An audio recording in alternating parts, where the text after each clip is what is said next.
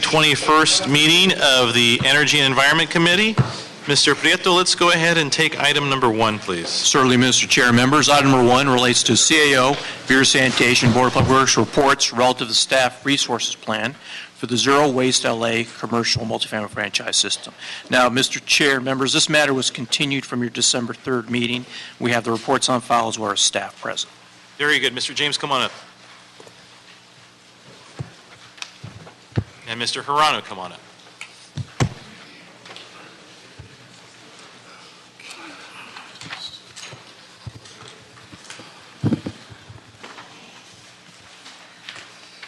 Mr. James, why don't we start with you, and then we'll go to the CAO and dispense with the item. All right, thank you. Thank you, Mr. Chair. It's my pleasure to be here this afternoon. As directed by the Mayor and City Council, the Bureau of Sanitation, as many of you know, has worked tirelessly to develop the largest and most ambitious commercial and multifamily franchise system in the country. As you all know, Zero Waste LA, the Zero Waste LA system, will bring environmental benefits to its customers, including businesses, the city, and the region as a whole. It will simplify the process of receiving waste services. It will mandate excellent customer service and will provide the infrastructure development needed, finally, to reach zero waste. Of course, in order to meet the ambitious goals and timeline of this new system, with its implementation by 2017, just 2 years away, the Bureau of Sanitation simply must be provided with sufficient staff resources. In preparing its staffing plan, the Bureau received the services of CH2M Hill, which produced a very comprehensive and thorough report after studying the most similar transitions to a franchise system around the country, which included the review of 12 other cities. The Bureau's proposal includes the creation of a new division with the implementation of staffing in 3 different phases. The Bureau's proposal recommends 112 positions for the steady state workload and 85 as-needed positions to address the increased workload resulting from the transition from the current system to an exclusive franchise system, in other words, from multiple haulers to a single hauler per zone. Of the 112 positions for the steady state, 70 are new regular positions, 31 are long-term contract positions, and 11 are existing positions reassigned from within the Bureau itself. The first phase of the Bureau's proposed staffing plan includes a request for resolution authority for 16 positions in the current fiscal year. Phase 2 of the staffing plan will be implemented in fiscal year 2015-16 and will require the addition of 36 staff in that year, along with the continuation of the resolution authorities from Phase 1. Phase 3 of the staffing plan will be implemented in fiscal year 16-17, of course the same year the program is to be implemented, and the remainder of the inspection staff, support staff, and financial staff will be required then to complete the program staffing needed for the implementation of this major system. The Board of Public Works unanimously approved the Bureau's proposed staffing plan as such a transition from an open market to the exclusive franchise system requires proper planning and adequate staffing resources. And also, because the consequences of not adequately staffing key franchise system program management functions would be significant. Just a few examples of these unacceptable consequences would include poor customer service during and after transition, including unacceptable call wait times for customer service assistance, inadequate contractor performance oversight, leading to excessive missed collections, which would translate to trash piling up, unsafe working conditions at facilities, and excessive delivery times for containers. Underreporting of fees due to the city, so the city would lose substantial sums, and the failure of haulers to meet their diversion plan commitments, which would result in a loss of the environmental benefits of this program that we all have worked so hard to achieve. Furthermore, as the CAO's report confirms, there is no fiscal impact to the general fund. Funding for the franchise staffing plan will be provided from the citywide recycling trust fund, which is funded through private hauler fees or AB 939 compliance fees. The Board of Public Works conducted a close review of the proposed plan, and after holding a detailed public hearing, the board believes that the proposed plan should be approved and implemented. We hope that this honorable committee agrees. Very good. Thank you, Mr. Hirano. The committee had requested that your office review the proposal, provide guidance. Can you share with us your findings? Yes, Mr. Chairman. I'm David Hirano with the Office of the CAO. At your request, we went ahead and reviewed the request from the Bureau of Sanitation. Our findings are that we agree at this point with the Bureau of Sanitation's request for 16 additional staff. We think the staffing, that level that's requested is appropriate, as are the classifications. I thank Mr. James for making such a impassioned speech, but I think one thing that we need to continually emphasize is the city has never gone down this path before. This is a very significant undertaking, and we cannot be in a place where we fail at this. So I think that the Bureau has taken that seriously, and they have put together a plan that we support in concept, and they've put together a recommendation for 16 positions in the current year that we support, adding to the budget. We also believe that it's appropriate to continue to evaluate the future needs of this program through the next 2 budget cycles at least, if not longer. And so we're prepared to work with the mayor and the council and the Bureau to do that as we move forward. So we would respectfully ask that you approve the CAO report and move that forward. Very good. Well, that will be, colleagues, my recommendation. There aren't any speaker cards on the item. Prepare to move the item unless you all have questions. Mr. Kretz? Yeah, you talked about trash piling up. Are you confident that with our current plans, we can avoid that? I am confident. Having enough staffing, or do we need more? I'll tell you where my confidence level exists, council member, and where my perhaps sensitive concern is, maybe overly sensitive.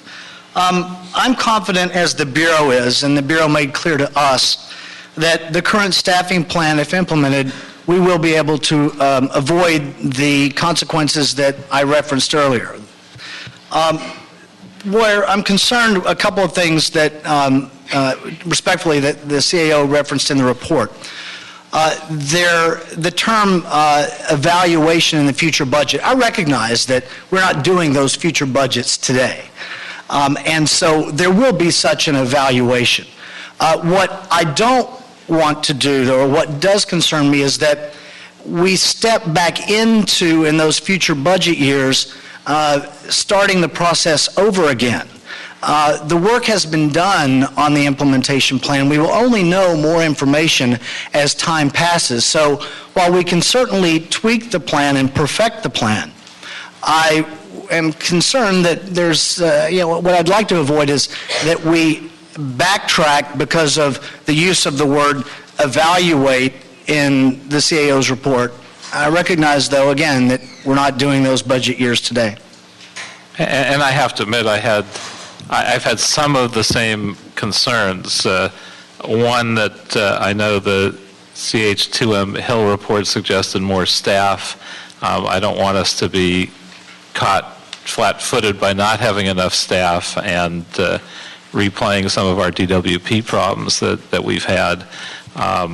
Or a problem, I forget which city, but I know there's a city recently that changed Huntington Park. Yeah, and people are accusing them of corruption. I think what they did is they just didn't have enough staff and enough planning quickly enough and got caught flat-footed and had exactly what you described with trash piling up and that kind of problem. So I want to be sure, number one, that we do staff up enough to avoid that completely and not have the close calls that we've seen with DWP. And also I have the other concern that you've expressed, that we don't wind up reevaluating whether or not we do this program in 6 months. Obviously we need to look at the budget in 6 months and a year and see if we have enough staff. I doubt the problem would be that we have too much staff, but reevaluate whether we have enough to do the job. I would also like to be very clear that we're not going to reevaluate the program at that time.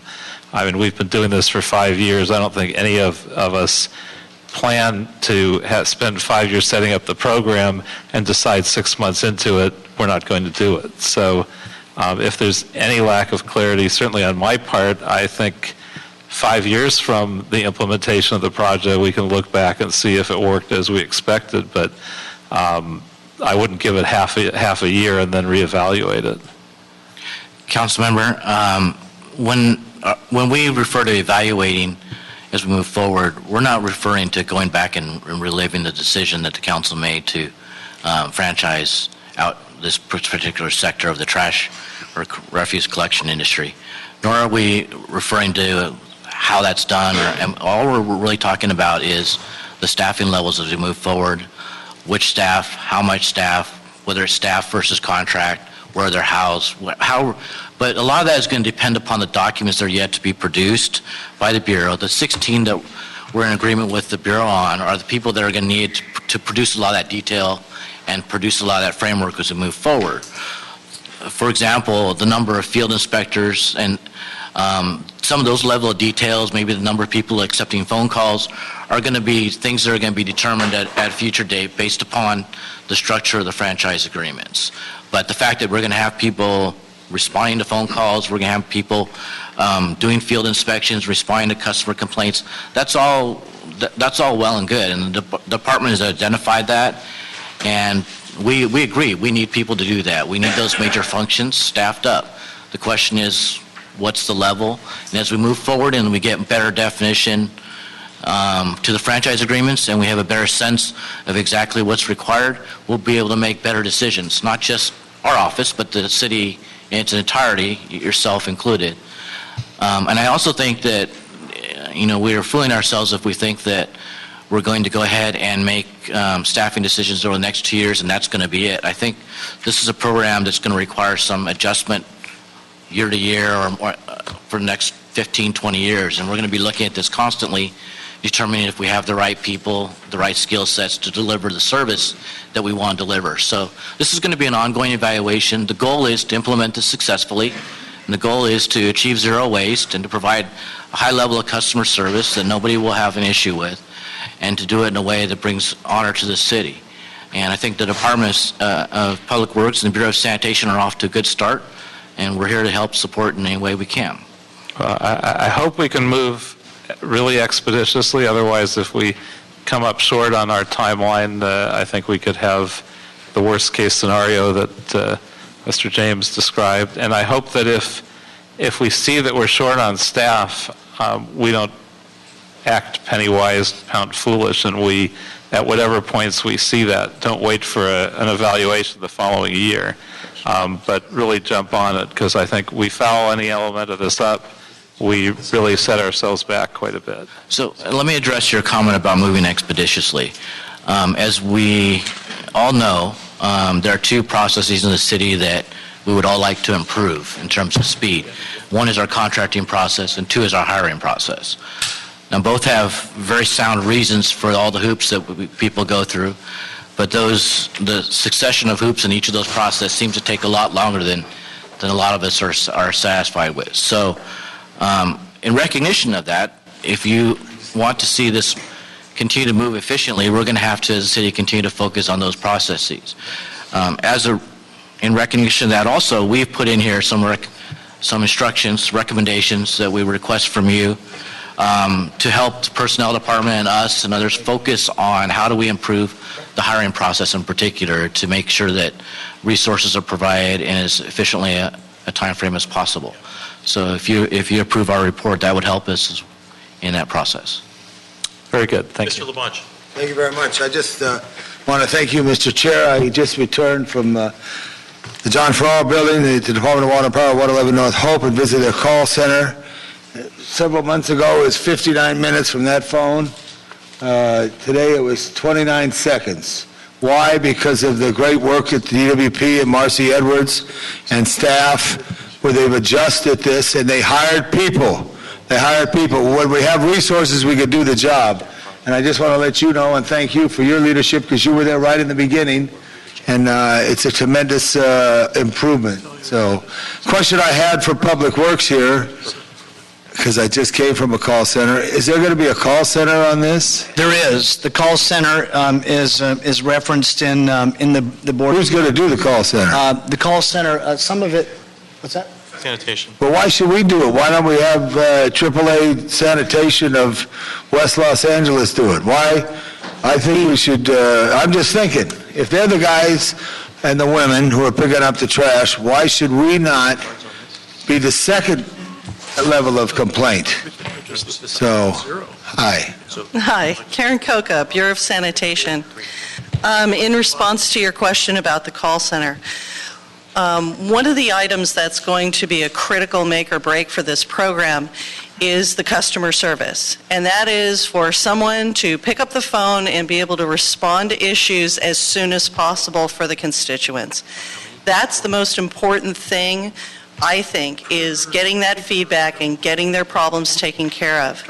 If we allowed the haulers, and remember, there's going to be different haulers in different zones, so 6, 8 different, a person would have to know where they're located, who they actually is the call center they call, and then we would get no record of problems or resolutions. Remember, we're also tracking them for their customer service and compliance, and there's some significant liquidated damages if they do not stay on top of the work and get the work done properly. So our feeling about that and our solution is that we're going to fold into the new MyLA 311 system, which is testing now and will be rolled out. And so the customers have one number to call. All customers across the city, they'll have one set of people to talk to, and it will be a seamless transition between that and getting the work done. So that. But they're going to call you, then you got to call somebody. Well, it's not exactly a call, it's automated. The way that it happens is that it instantaneously, it creates a ticket, it's transmitted to the hauler to take care of, transmitted to us to track, and then the timer starts on every single request. Yeah. So, and they have to close out the calls, similar to how we do it now with our own operations. I don't know, what's the name of the person? Sally or Suri? Who's that? She's very active in all the... Siri. Miss Siri. So would there be a Miss something or Ms.? It would be automated? No, it's going to go into our call center. Real person? Where the customers will have a choice of having a phone app. And will the haulers pay 100% for those people? Why should the ratepayers have to pay for it? All of the staff that we are proposing are paid for through special funds. There's no general funds for that. Right. The money will come from the fees that the haulers pay. So yes. Good, okay. And how are we on bulky items with commercial? Really good question. You want to talk about bulky items? Love to talk about bulky items. Absolutely. Alex, hello, LA Sanitation. The bulky item is still the same. If you call ours or put it through an app right now, MyLA 311, we will pick it up in the next collection day. We're basically approaching about 98% from the time within the next collection day.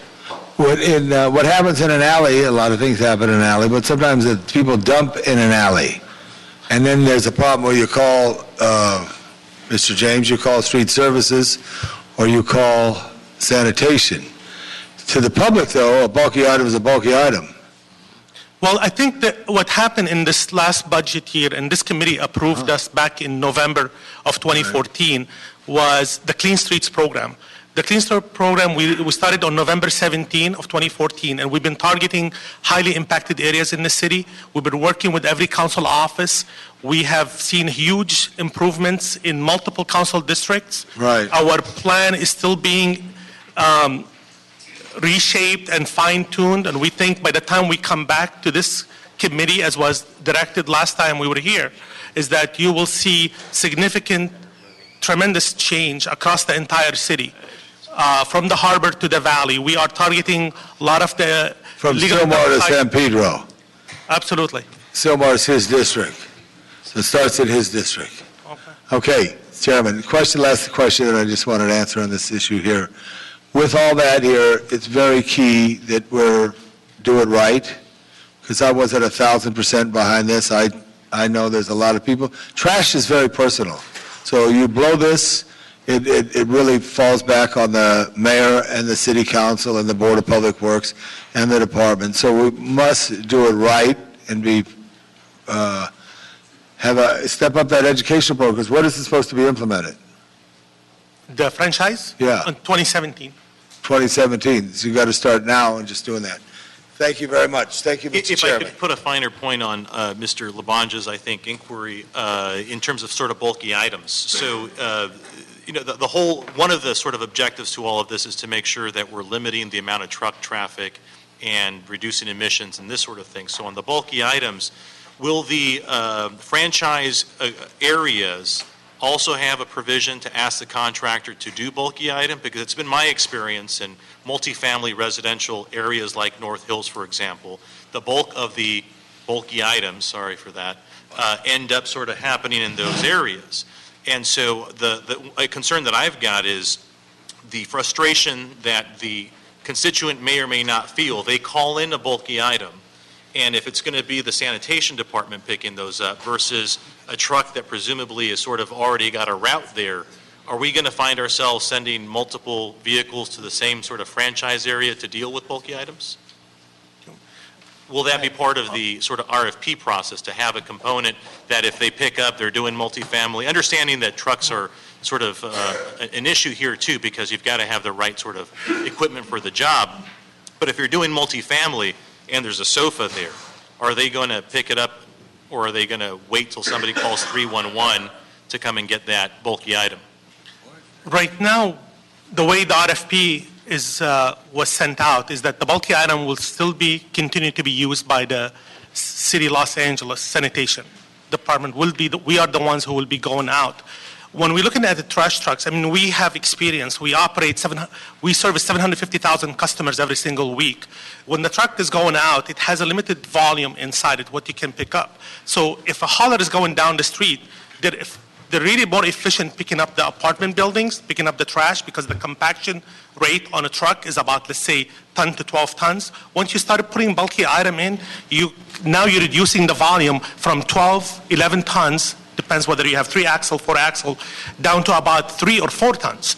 So under the Clean Streets program, we are really looking back at our bulky item and how we can more efficiently use different vehicles for different areas, reduce the greenhouse gas emission from our vehicles by using clean fuel vehicles.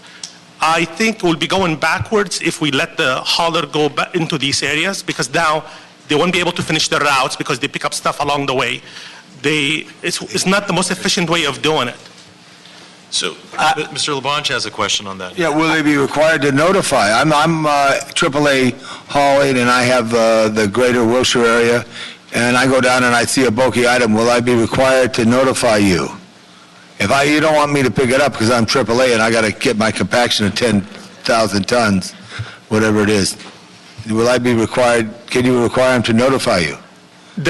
Currently, the way it's set up, we do have apps that we are testing, the START program, that they can just push a button. So you're going to require the private hauler, AAA or whoever it is? That's possible during Let's do it. Mr. Garcetti is very green, and he was very app-friendly, so let's app it up. Yeah, I would, just for your consideration, because as Mr. Hirano, I think, appropriately described, this is going to be a process really that's built by experience and time.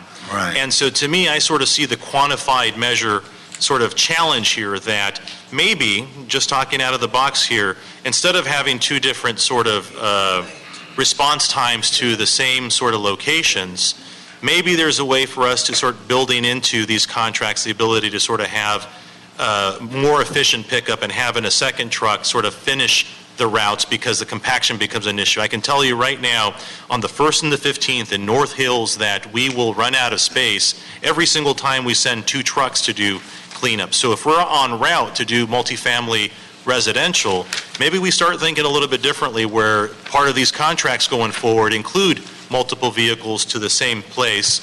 You're not solving the emissions challenge that I mentioned at the outset, but but you are sort of responding faster to the blight which has clearly sort of overtaken the city. I think Mr. Blumenfield had a question. Well, a lot of my questions have been answered in this discussion, but it's interesting. We're looking at our staffing levels as a city, but they're inextricably linked to the staffing levels of the haulers to some extent. If they're properly staffed up, and we're going to have less complaints. We're going to need less people. How are those two related in terms of your staffing decisions? And as we move forward, do we have any control over the haulers' staffing besides just from an oversight performance perspective? Can we mandate additional people if we don't see enough, consumer response, or how do their staffing levels relate to our staffing levels? And it underlines the point that Mr. Labange was making in terms of, who's paying, and we're all paying this, and we're paying it through the fees, and I understand that. But if we're not careful, we may be, subsidizing or in an unintended way. Councilman, first of all, I'll start, and then Alex can punctuate where necessary. One of the things in the RFP process, of course, there are a number of various categories that the Bureau will go through in evaluating each of the proposals. The franchise zones are of various size. And for the folks that are bidding on specific zones, one of the categories will be to evaluate what each company offers in the way of staffing, in the way of infrastructure, in the way of equipment. All of that is included as part of the RFP process.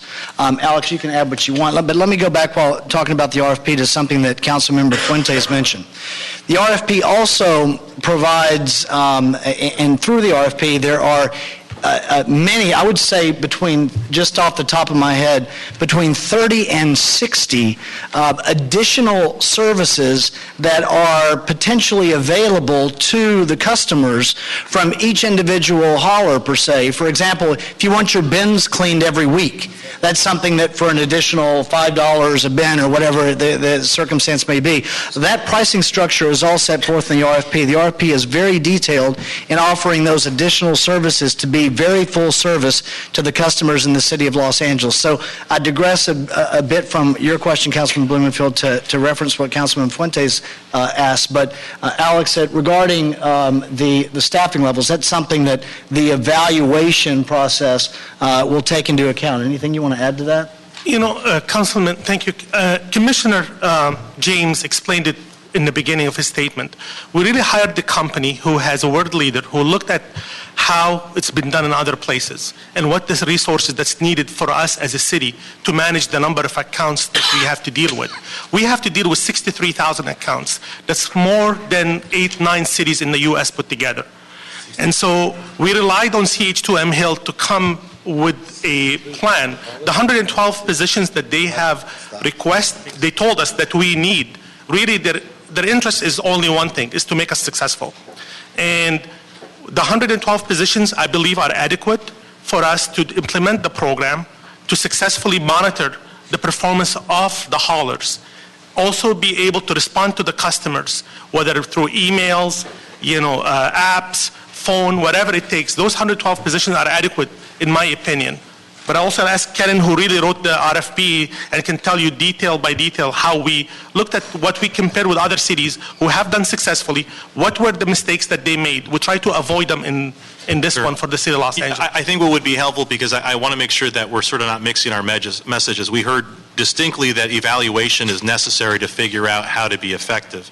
I don't know that we should marry ourselves to a number so much as what it is the expectation that the program ought to do. And so I think that you're winning here, you've got the support here. There's only one card from the public if you all want to continue. But I think that we're all rooting for this to be successful. Keeping with that in mind, I don't have any questions or comments. I just want to give thumbs up. Very good. It's good that we're moving in this direction. So it sounds like you've got a lot of support here if you all would like to hear from the one card so that we can proceed. Mr. Koretz, go ahead. I'm still concerned about how we're doing in staffing up, so I'd like to ask Karen if we're on schedule or close to it. Regarding staffing is only one element of this multi-pronged system that we're putting in place. So as far as staffing goes, we've been fortunate in that we've been able to fill most of our vacant positions that we receive the unfreezes for. That's always limited by what lists are active at the time and who we can actually hire. This report itself, we did budget in some time to pick up staff. I would say that at this point, we have to reevaluate the timeline depending on when we actually get the authority to fill the positions and see where we are. Delay in staffing, obviously, we're not going to launch until we're absolutely ready. So if there's anything such as what Mr. Hirano suggested on the back end after the decision is made to help us expedite those steps, we may be able to make up some time. Is there cost if the program is delayed? Do we have an estimate of how much it would cost us per week if we run late in implementation? Well, one of the calculations that we did originally, and it's very close to actually what the CAO guessed when we were first discussing this program, was about $25 million a year based on a 10% franchise fee. That's kind of what we calculated throughout. So, if you divide that, I guess a per week would be, $500,000. For that. So pretty substantial loss for us to get off the ground quickly. So hopefully whatever we can do to stay on track, I think, is pretty important with those numbers. Okay, Christine Rowe.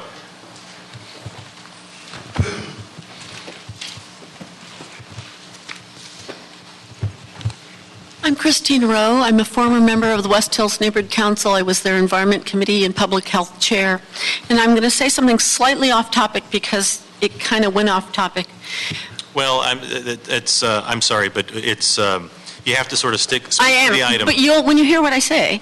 So what I want is I want you to give more staffing to the Department of Public Works, but not specifically for this program, the commercial, but we have a household hazardous waste problem, and my main concern is when you're going to collect from commercial and whatever, that people are going to be throwing toxic items like your compact fluorescent bulbs, your batteries, and other hazardous waste into these dumpsters. So what I would like to do is state to you that when I was this chair, I went to my council member and I asked for a West San Fernando Valley household hazardous waste recycling day, and there hasn't been one in 3 to 5 years in the West San Fernando Valley. The last one, I believe, was in Winnetka about a year ago, and we need this. I believe people are throwing these hazardous waste things into landfills, and so I'm asking that you guys find out. I'm being told, take my waste to the Nicole Burnson Safe Center, and we've done that twice in the past year. That's 11.6 miles in each direction from my home. How many people in the West San Fernando Valley that live even further distances than I do from that center are recycling their waste? So I want you to give him more budget, if that falls under him, for staffing for household hazardous waste roundup. Thank you. Very good, thank you. Sanitation, you hear that, Mr. Saldivar? We need to do more hazardous materials recovery. I have to drive to Sunland. I don't mind it. It's in my district, but we need to do more of those. Very good. The item, the motion will be, the action will be to approve the CAO recommendations as specified in their January report. Hearing no objection, that is the order. Item 2. Item number 2, Mr. Chair, members. Board of Public Works report relative to adoption of rates associated with the agency's wastewater service agreements for fiscal year 2014-15. We have Mr. Dale Burgoyne from the Bureau of Sanitation available for any questions you may have. Good afternoon. Good afternoon. My name is Dale Burgoyne with Sanitation. I have with me Susan Rocha, who's also with us. If you could pull up the microphone, for those listening at home. I'm Dale Burgoyne from Sanitation, and I have with me Susan Rocha, who is responsible for our contract agency billings and relationships. Susan, you want to start out? I was just going to introduce myself and say this is something that we do every year, where we would have the city council adopt the rates. That's what we are here for. And if you had any questions, I didn't really have a presentation per se. Very good. Colleagues, do you have any questions for either one of our staff? Hearing and seeing none, we'll go ahead and Mr. Blumenfield. How much do the UTAs bring in for the city overall? The agencies, how much? This year, I think it was around $36 million. And the change will change that just slightly? It should go up a little bit, yes. Like 38 million, something like that? Oh, I'm sorry, I don't have the exact figures. I can certainly send those to you. Okay, I was just trying to get a sense of the scale, so. But. I just would suggest, Mr. Chair, when you cooperate, and DWP is so kind to let us send our bill out, our sanitation bill with that, if you explain that to the people, what it is, so they know what the contribution is and how it goes to. So every time they flush the toilet, they think their investment is a worthy one. Okay, this is actually for the agencies. These are agencies like the City of Beverly Hills, Burbank. Yeah, but I think that's even more important, because Los Angeles is a partner with all these cities. I think there's 19 or 27 cities. And when I go down to El Segundo, to the Hyperion plant, it says we serve 27 cities, or how many? 29. 29. I knew there was a 20 in it. So the point I'm making is it shows there's a cooperative spirit to other cities, and we're all in it together. I know, Mr. Chair, you would like to know this too. I'm working with the City of Beverly Hills and West Hollywood. The reason was a big water break, and we couldn't put our DOT officers in there to help direct traffic because we had no MOU. And we're going to get one day, because these pipelines cross the cities, borders, etc. But thank you for that. That's the only thing I want to let people know. If you have a little advertising, put a little note in the El Segundo Bulldog. Do we do their wastewater too, El Segundo? We do. We serve about half of El Segundo. Good, super. Mr. Prieto, will you remind us so that we can work on a committee motion to make sure that we're able to work sort of cross-jurisdictionally with folks? Certainly. Yeah, and how do our rates compare to other cities that do this kind of contract? Sorry. Yeah.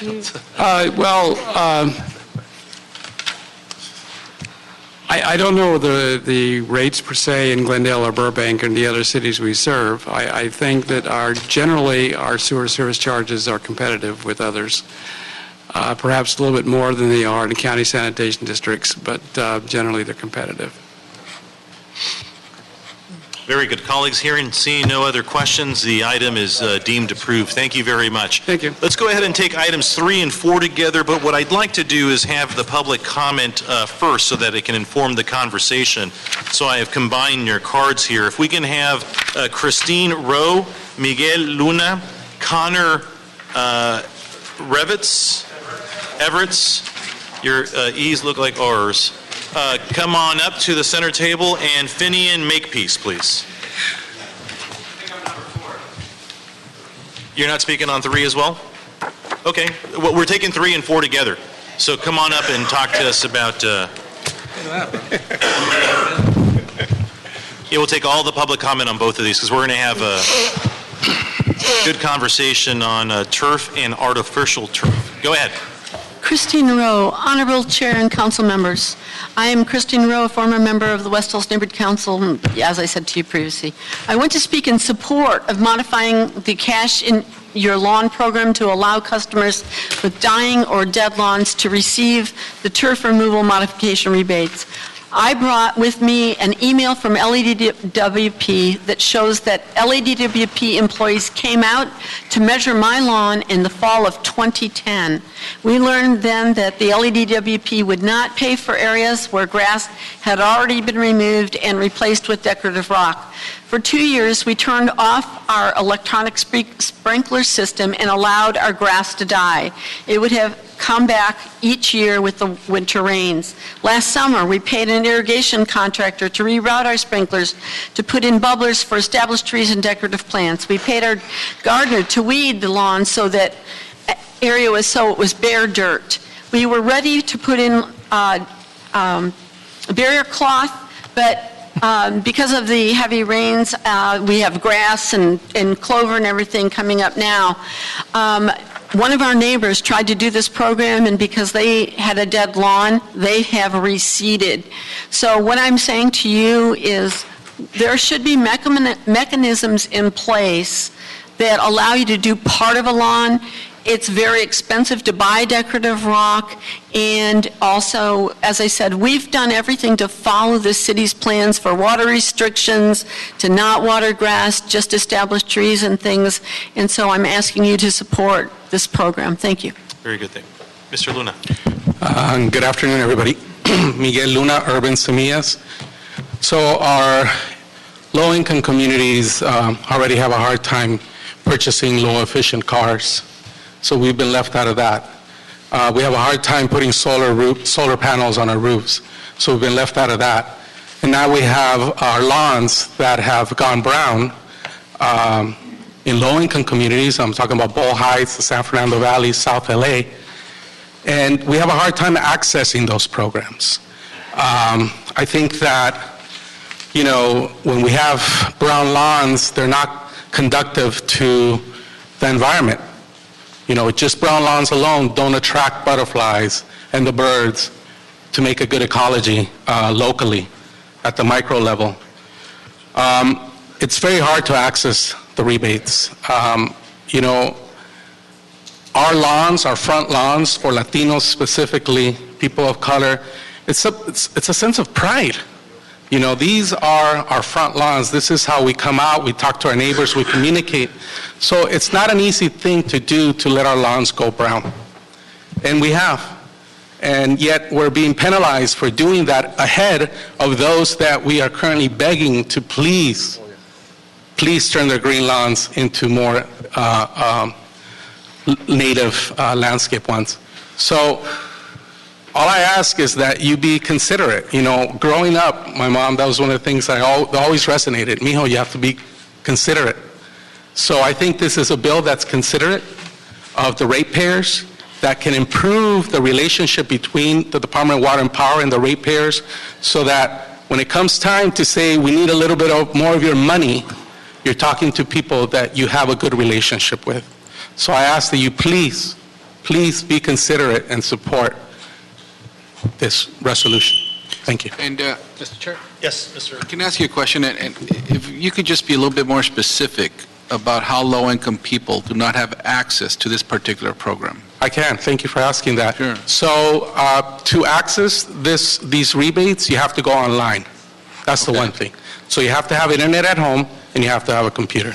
Yeah. Right? You can probably get this at the library, but there's not someone at the library that sits there and says, this is, you know, something that we do for you. Mm-hmm. The other is, it's a very complicated system.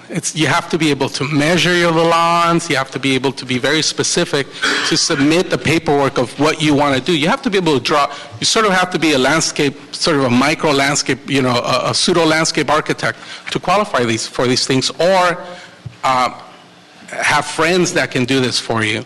That's not out there. You know, it's not what we do. We try to do things on our own, and so you know, reviewing the and it's not in Spanish, by the way, so it's all in English. So we need to, the Department of Water and Power really needs to look at the way they rolled it out already, and it's great, and people are accessing it, but not all the people.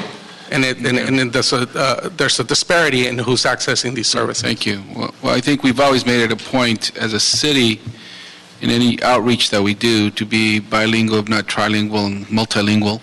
And we will ask those questions of the department. I think you bring up some very good points. Thank you. Can I add 5 more seconds? Well, either by the chair or through questioning, but I'll leave that up to the chair. You started the questioning. Okay. We can afford Mr. Luna 50 seconds. The other thing is that, you know, because it's a sense of pride, when this perception of drought disappears, what's going to happen is that we're either going to make our lawns green again, or worst even, is we're going to pave it because it's the low maintenance thing to do. And so now we're adding more, you know, unpavable surface to the watershed. So we really need to be cautious about that. Good point. Thank you. Absolutely. Thank you. Connor Everett, Southern California Watershed Alliance. I was going to talk to four, but I can't resist on the opportunity. I agree with my colleague, Miguel Luna. We should give credit for those that have taken the initiative, let their lawns go dry to save water, and now need opportunity to access. What DWP has done a good job with raising the amount per square foot. MWD's backfilling the huge demand that was created mostly by commercial, but the record we had in Los Angeles of doing conservation through community-based organizations and outreach, we did an excellent job on indoor water usage. If we look at outdoor water usage being 60 to 70% in some areas, there's an opportunity there as well for partnerships. So I hope we make use of that and make use of this opportunity we have. As far as artificial turf on the parkways, it's something that sounds like a good idea, but personally I know that it's embarrassing, but I've slipped on it. We have it in Santa Monica near my office with a little bit of moisture. It's just kind of a slippery, hot surface. Actually, on KCET tonight at Southern California Connected, they've been advertising what's in your artificial turf, because there are considerations about the materials and the pollution it creates as it infiltrates down through the water. So we don't want to lose the opportunity. You also have in parkways and some places where there are trees, that's access to open that up and put the water back in the ground. So I would hope that you move the first and not the second item. Thank you very much. Very good. Mr. Makepeace, before you begin, if we can have Stephen Williams, Angelica Gonzalez, and Janet Carper come on up so we can save some time. Hi, my name is Finian Makepeace from the organization Kiss the Ground. Today I just wanted to speak on behalf of this soil. I first want to say for number 3, there are a lot of great groups that are coming to the table with a bunch of new ways of making sure our lawns can turn into sponges for water, holding water with native grasses, native plants. I think that's really great. I want to push for number 3. Mostly want to speak on number 4. In the last 15 to 20 years, there's been significant research and amazing studies that have come out about how rebuilding soil and soil health can do major things for our drought conditions, especially in California. Really looking at the soil as a sponge, looking at the soil as a filter for pollution, and looking at really soil for a storehouse of carbon. If we were to add more turf, it's the same thing as adding cement, like the fellow mentioned before. We really need to make sure Los Angeles can absorb and retain and filter the water when we have rains. If we were to put any artificial turf, it's pretty much just adding to more surface that is not able to absorb the water, and we're losing so much water to runoff, which is, I don't know if anyone, I don't have the particular numbers. I wish the people from Tree People were here right now, but they have the numbers of how much water we lose to the oceans when it rains here. It's way too much.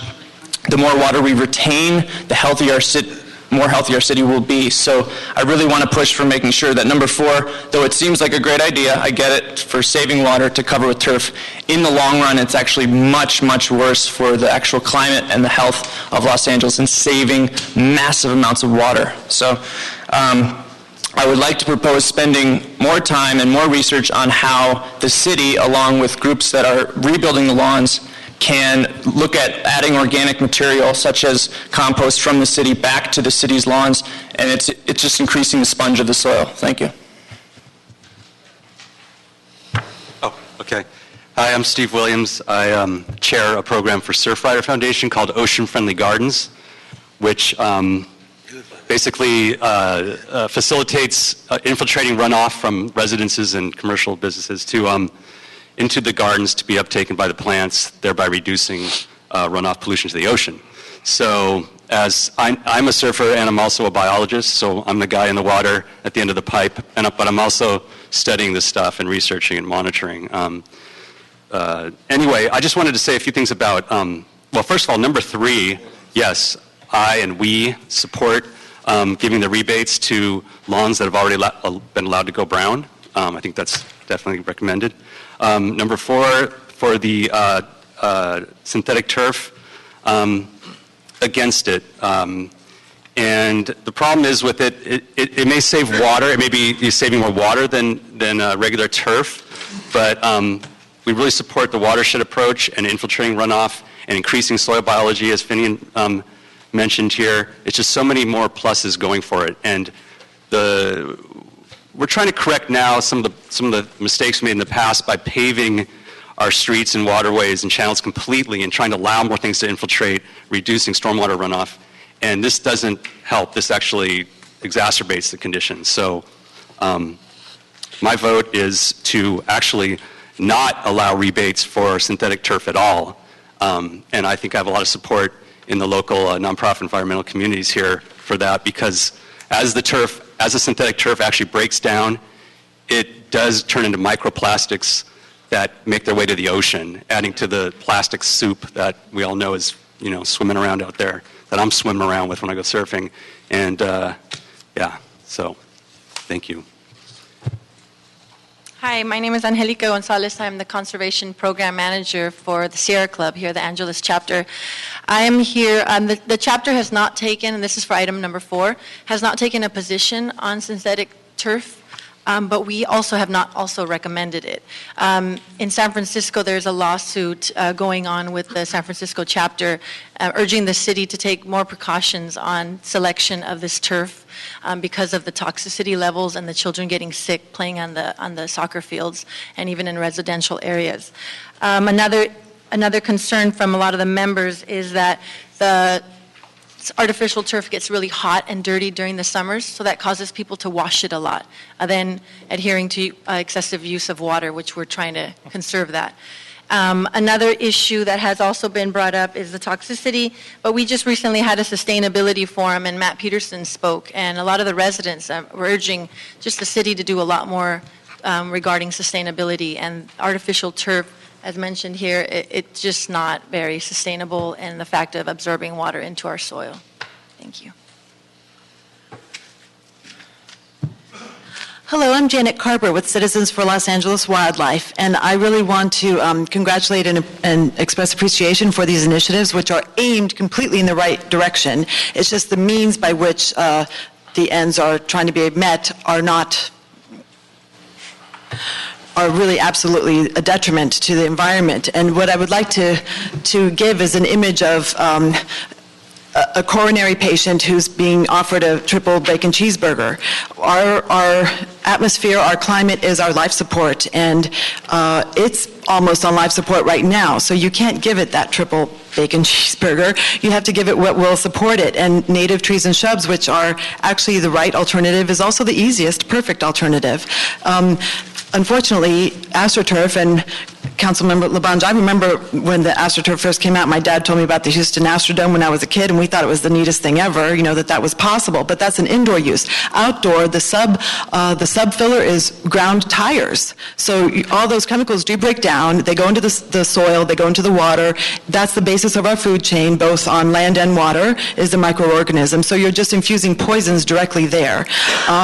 There's also, I remember my biology professor in college saying that we have our culture has evolved backwards in that we allow industry to put things on the market, people get used to it, think it's a great idea, and then environmentalists and biologists have to sit there and prove that it's not, and then it's an uphill climb. And meanwhile, we cannot continue that approach. We are, as I said, almost on the life support end of our environment. We can't flatline this, so we can't contribute to that detriment. It just doesn't make sense at all. So there are alternatives. We have to go that route.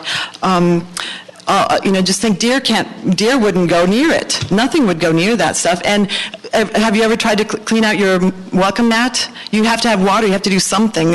So it's a huge water consumption in the making and in the cleaning of it. Very good. Thank you. Melanie Winter and Teresa Brady, please.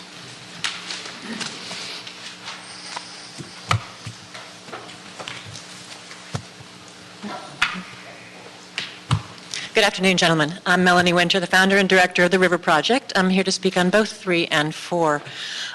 With respect to the artificial turf, I think most of the issues I would raise have been brought up. I'm happy to forward along to you the specific toxins involved in both the turf itself and particularly in the crumb rubber base. I will say that I think in certain circumstances it can be useful, but you have to be using this in an area where you have shade, you have to have the proper subbase, and you have to have the proper maintenance going on. The only way to maintain these things is with a hose or leaf blower. And those are both things that are moving us in the wrong direction. So while there are applications for this, it's not something we want to incentivize. We want to be careful about its application and use. With respect to the turf on dead lawns, I will say that with the Water LA program that we've been doing for the last almost 3 years now, with funding from the Coastal Conservancy and Department of Water and Power, the community we chose to work in was a very diverse community, a low-income community in Panorama City. Most of our homeowners, except all but one, had let their lawn die. So involvement in this urban acupuncture program was not because they were going to get a turf rebate or save money on their water bill. There were a lot of other reasons people got involved. But changing from a dead lawn to a living earth and native habitat system that is graded for stormwater capture has so many benefits to it that it's hard to say, well, I'm not saving water. You are. If you grade for rainwater capture in the process of removing that dead lawn, you are saving that water from being thrown away to the ocean. You are building healthy soil, and you are creating habitat. And you're also creating a carbon sink.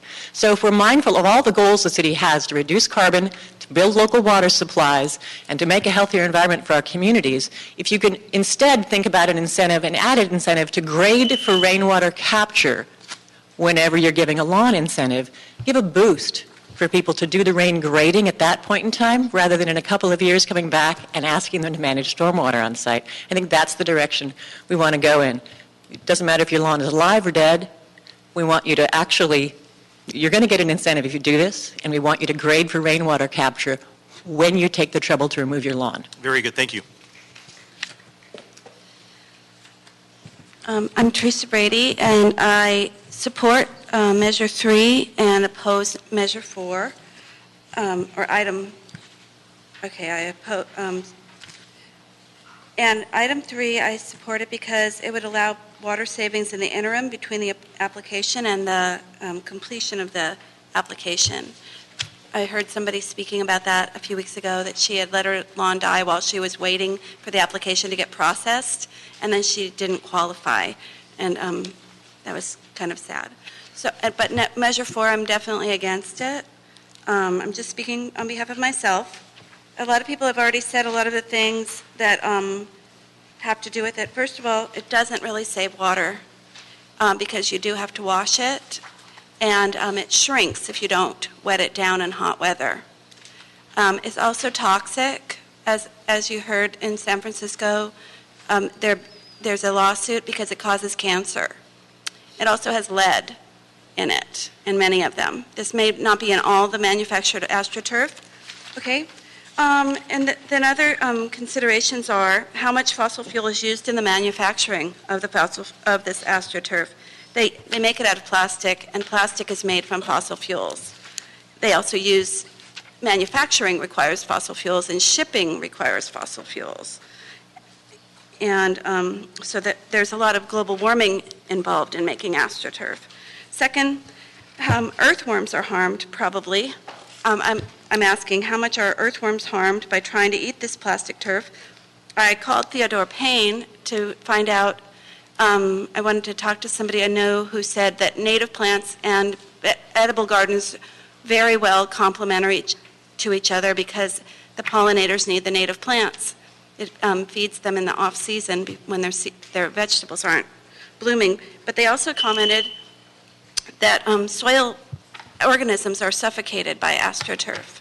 So you kill soil and soil organisms, not just earthworms, but all beneficial soil organisms, so you kill the soil. Also, if it's okay for me to just make another point. If you could just wrap up, please. Okay. Birds and insects are affected by this artificial turf because they are native plants. There's nothing for them to eat.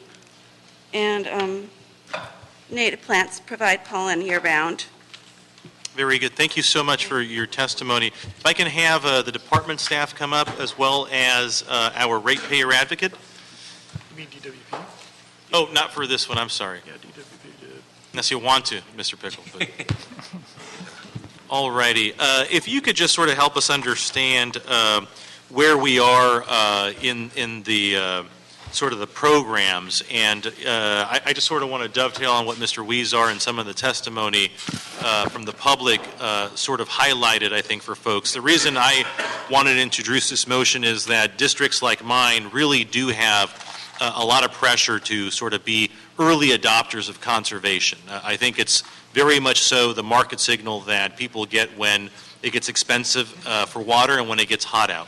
And one of the things that I think is something that is really unique to areas of Los Angeles like mine is that some people actually pivot in the wrong direction when it comes to the landscape.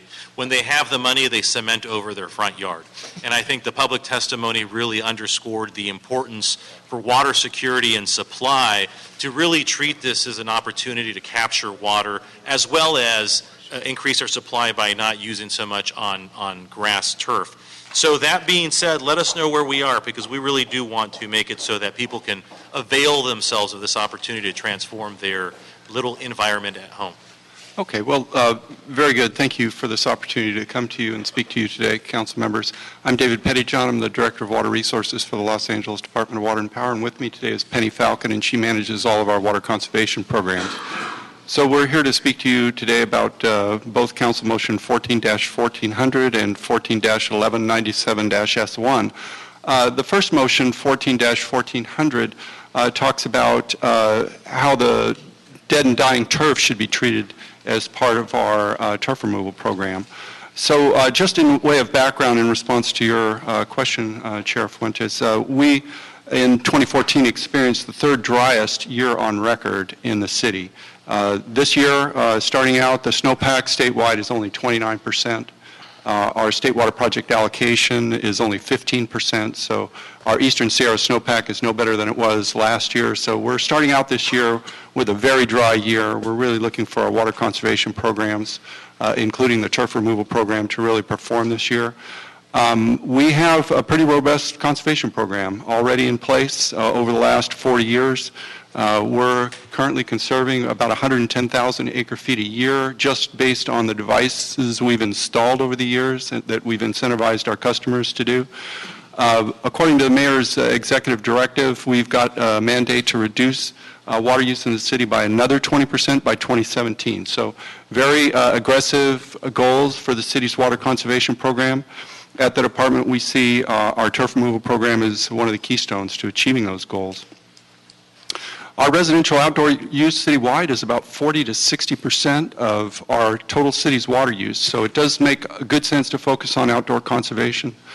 Our residential-friendly, California-friendly landscape program started in 2009, and it's administered through the Metropolitan Water District of Southern California through their regional rebate program. We support that program through increasing the incentives they offer. So far to date, our customers have replaced over 9 million square feet of turf grass in the city, and that saves us about 300 million gallons of water every year. So pretty successful so far. But in response to the drought and the mayor's ED5, the city increased its incentive. We're now offering our customers rebates up to $3.75 for every square foot of turf they remove in their yards. And the reservations that the regional provider has seen, and this is the 6-county area from Ventura to the Mexican border, there have been $120 million in turf removal reservations so far. So very good response from the customers, including the City of Los Angeles on that. But in response to this motion in particular that was introduced on October 14th of last year, and that was by Council Members Fuentes, Bonin, and O'Farrell, we did actually modify starting November 1st of 2014, our policy to allow dead, brown, or dying grass to receive a rebate. So people can now go ahead and apply if you have a brown lawn, and you can get the rebate with a brown lawn. So we did remove the language on our website at that time. Originally, our language said that you had to have a healthy green turf, and now we've removed that language, and now it just says that you're replacing turf grass. So you can go ahead and apply, and you will get a rebate. So a couple of things I'd like to respond to that were mentioned by some of the some of the speakers. One in particular is that all the materials for our turf removal program are available to the public, and they're bilingually available to the public. Also, if you don't have access to the internet for whatever reason, you can actually call in and receive those rebates. We do have bilingual people who can speak to you about the rebates, and you can do it over the phone. And our free classes, we do offer free classes that educate the public on these programs. They're in Van Nuys and also in downtown. And in those programs, one of the things we do encourage people to do when they remove the turf is to regrade their lawns to capture stormwater and to put in rain gardens, and we instruct people how to do that. Also, if someone doesn't have the ability to do this type of program on their own, there are several companies out publicly available on the market who will come in and do the turnkey retrofit of your turf grass for the rebate. And that's available to customers as well. So it's not completely up to customers to do it themselves. We do offer those classes, and then there are commercially available options to them as well. So with that said, we'd be happy to take any questions you might have on 14-1400. Just to clarify, so people can seek these rebates by calling just they're sort of calling the 1-800 number on the DWP bill, or is it MWD? Because I know that and to be clear, we get this is a partnership between us and the Metropolitan Water District. They supply $2, we supply $1.75 for a grand total of $3.75 per square foot of now brown or green grass. Where do they call for if they don't have internet? Their first call would be to the Metropolitan Water District's contractor, EGIA, and they would find that on the website. And if they are unsuccessful, then they can contact our Okay, LADWP. so that begs sort of the question: if folks don't have access to the internet, they're not going to be able to get the number. So Right. if you could sort of get us the information, we'd like to be able to promote it. And you say that the people that do have access to the websites can find a bilingual site? Yes, and also if somebody doesn't have access to a website, they can always call dial DWP right off their DWP bill, and they'll get the information from the call center. Now, I know that you've also been doing some workshops around the city. Can you share with us a little bit about where those are and how we can focus those in areas that presumably have some of these sort of, I won't say barriers, but some of these hurdles that they've got to clear in order to avail themselves of the rebate? Sure. Right now, we're just offering them in two locations, one out in Van Nuys and one in downtown, and I'll let Penny comment on some of the content of those. Right, and we do those locations because we have free parking for our customers, and they're large venues, so we can house a lot of people there to train them because they are very popular classes.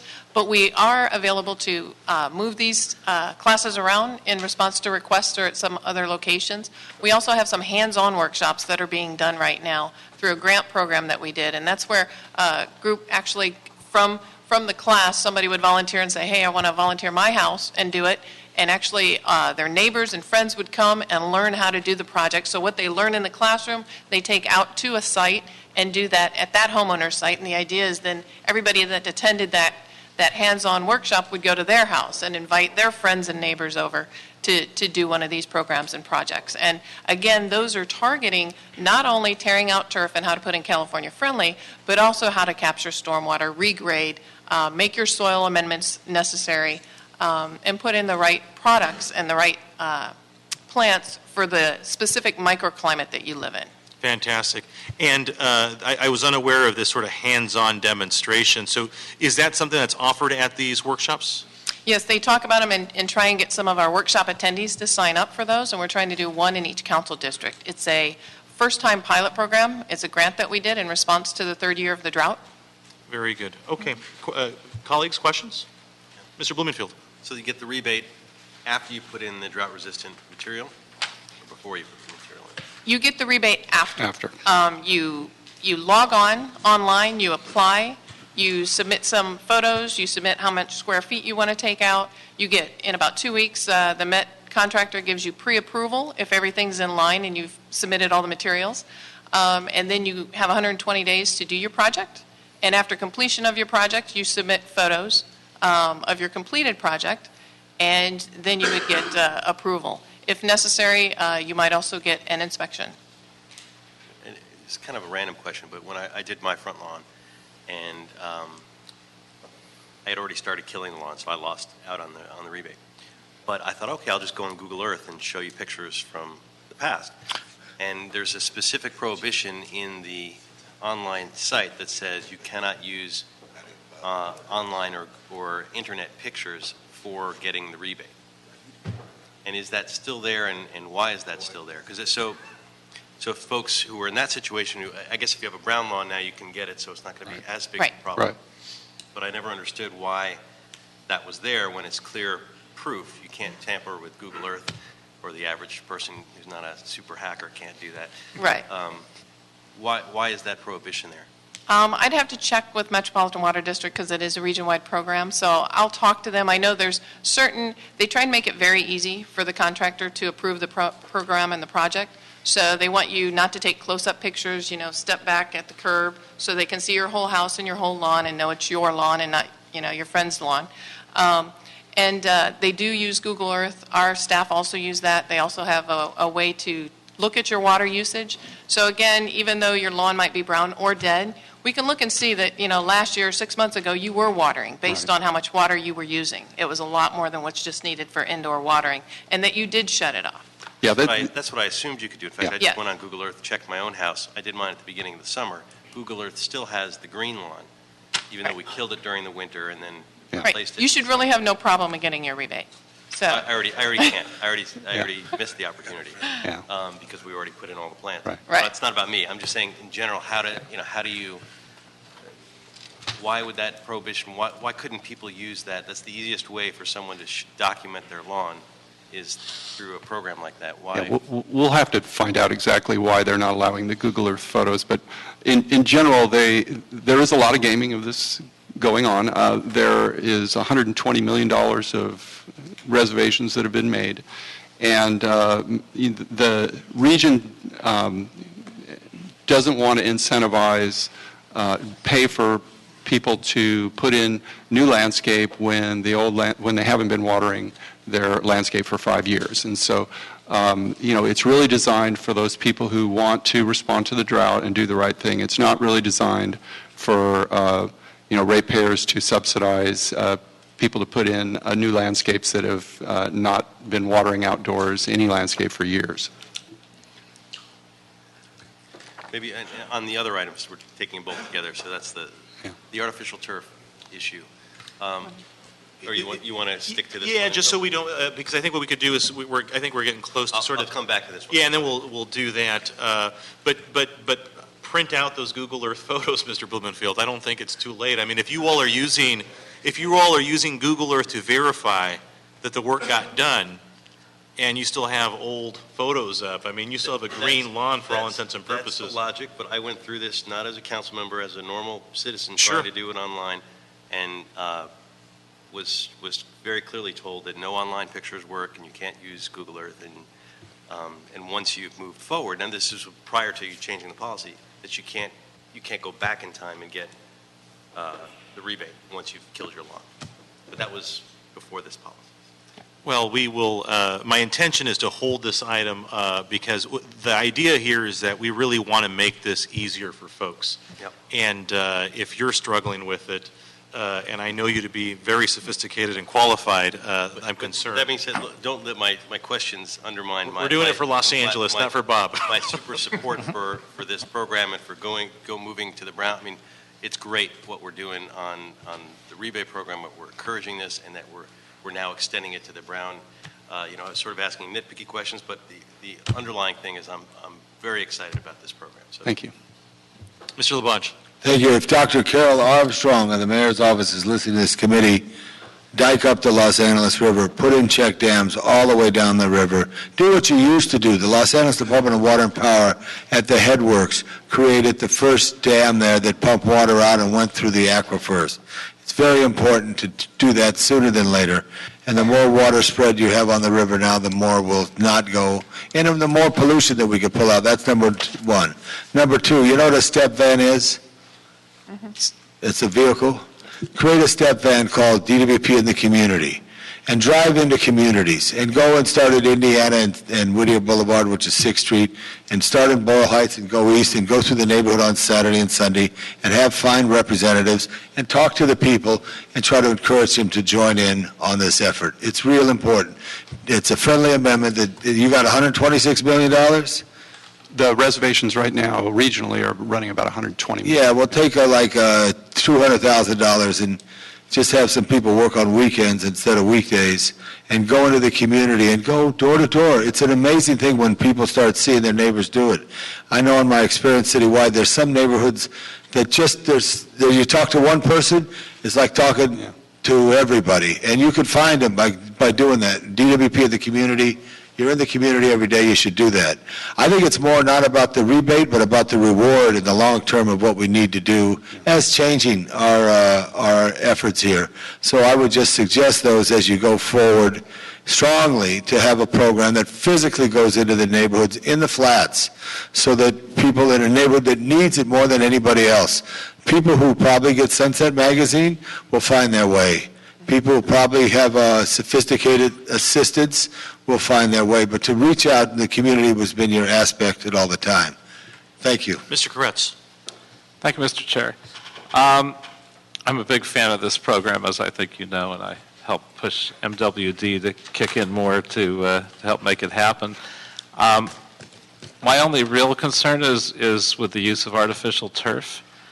Do we know what percentage of homes are installing artificial turf these days? Yeah, it's a really small percentage, Councilmember Koretz.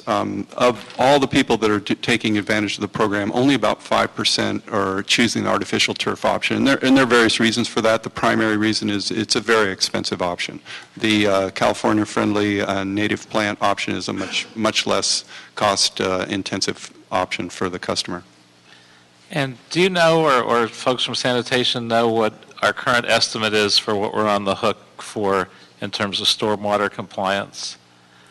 I think that would be more of a BOS response. Thank you, Sharon.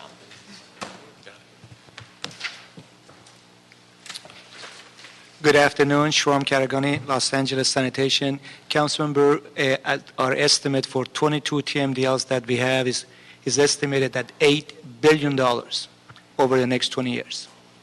So we obviously have to, whenever we look at any issue like this, think about how we're reducing rather than increasing our responsibility. And I have a few concerns. One is that artificial turf, as was alluded to earlier, can shed black pellets that contain metals and lead. Also, as artificial turf gets old and degrades, it can shed bits of plastic. All that goes into the storm drains. All of that's more responsibility for us to clean up. As was mentioned, it obviously has to be permeable, otherwise you're adding to the problem of stormwater. That does exist, so at a minimum we need to require that any artificial turf is permeable. It also wastes a certain amount of water to clean it, which again goes against everything we're doing. It adds to the heat island effect, so that in poor neighborhoods that might not have air conditioning or neighborhoods with a lot of senior citizens, we're actually harming them by making the area hotter. And again, homeowners will sometimes water their artificial turf to keep it cool, which is, again, counterproductive. Artificial turf, as was mentioned, stifles our ability to cultivate healthy soil, which can reduce greenhouse gases. This does, again, the opposite. Artificial turf is made from fossil fuels, so it's directly increasing global warming by doing that. I mean, the reasons are so extensive that I would hope that we would look at eliminating artificial turf from the options that we would incentivize, because we would be incentivizing something that has as many elements that are counterproductive as productive. And I don't know where we are on that, if we've looked at that, if we've eliminated that, if we're still incentivizing it. Well, we are working with the Bureau of Engineering on some standards for artificial turf. And first of all, not all artificial turf has the small pellets that the rubberized pellets. Not all of them use those.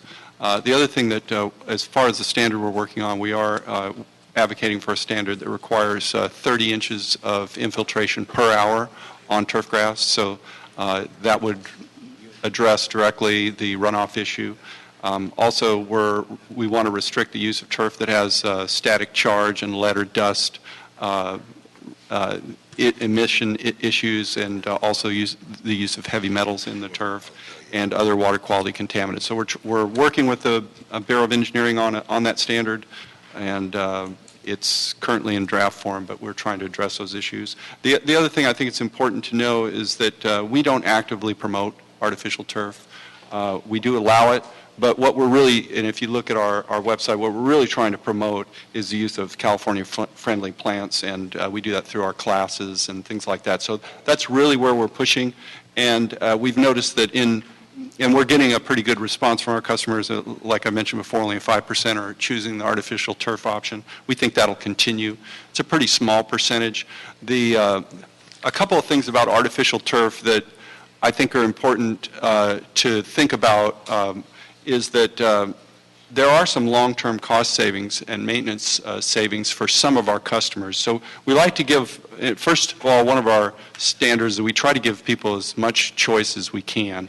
But the other thing about artificial turf in particular is the lack of maintenance costs associated with artificial turf. Now there's such as pesticides, fertilizers, mowing, weeding, patching, gardening, and we do have quite a few customers who are on fixed incomes. We have a lot of low income and elderly customers, and with our incentive you can get a pretty nice looking yard if you want to do artificial turf, and you won't have any of those costs long-term associated with it.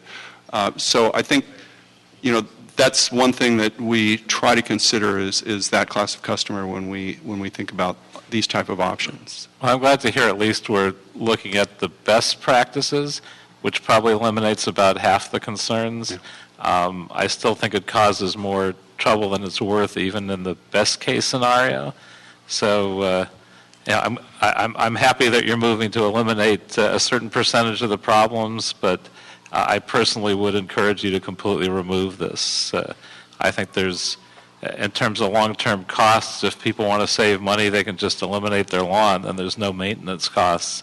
I think the problem is people want it both ways. They want to look like they have a perfect green lawn, and then not have to pay any maintenance for it. Right. I think it's more important that we protect our environment, and part of this program, if we're spending money on incentivizing, we should get the best result that we can. Mr. LaBonge.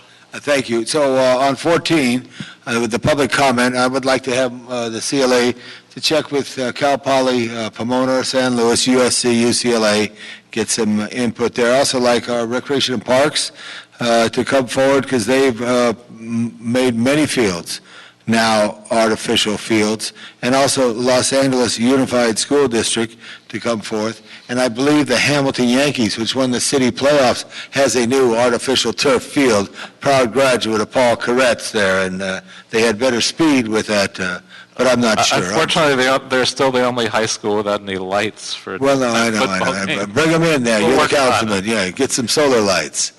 But anyway, I want to hold for the next item. Let's get some more information. Let's do the right thing.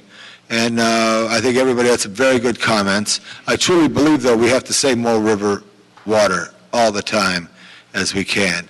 And the unfortunate thing is where there is heavy concrete, it's because the water table is high, and a water table is lowered, the concrete makes it zoom out. Where it's open and exposed, the water table can handle it, like between Elysian Park and Griffith Park. More opportunity exists in that to look at everything, because every water is so important.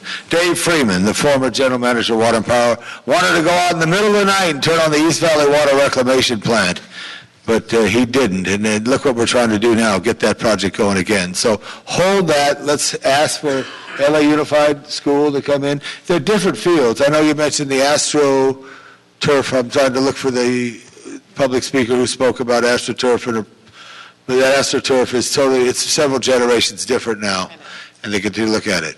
And Mr. Chairman, I have a 3 o'clock meeting waiting in my office. Would you excuse me? I will, and I have a 3:30, so we're going to ask Mr. Blumenfield to chair the meeting. If we could go ahead and do this, we'll go ahead and continue item number 3 in committee and have the department report back so that we're constantly monitoring how it is that folks are taking this program and to allay the concerns that we've got. We'll hold item 4, and we'll do some due diligence with the school districts in some areas to have a further conversation. In item 5, colleagues, unless there's any sort of, there's one speaker card. Let's take Joe Vitti up before we lose myself or Mr. Labange, so we can move Hello. that item. Hello. Hello, all. Here we go, Joe, hit it. Okay. I'm here to make a recommendation to the Department of Water and Power. Let me say the basis of it is to actually left my notes on the chair here. I was just looking at their presentation that they're about to discuss, and I just wanted to indicate that if you look at some of the material that they've presented, you will find that when it comes to our, gosh darn it.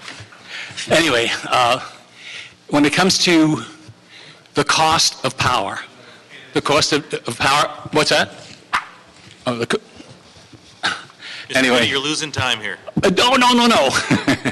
No, listen, Palo Verde provides us with clean power, and it's also the least expensive power. It matches the nuclear power costs are equivalent to what coal was, but we're getting rid of coal.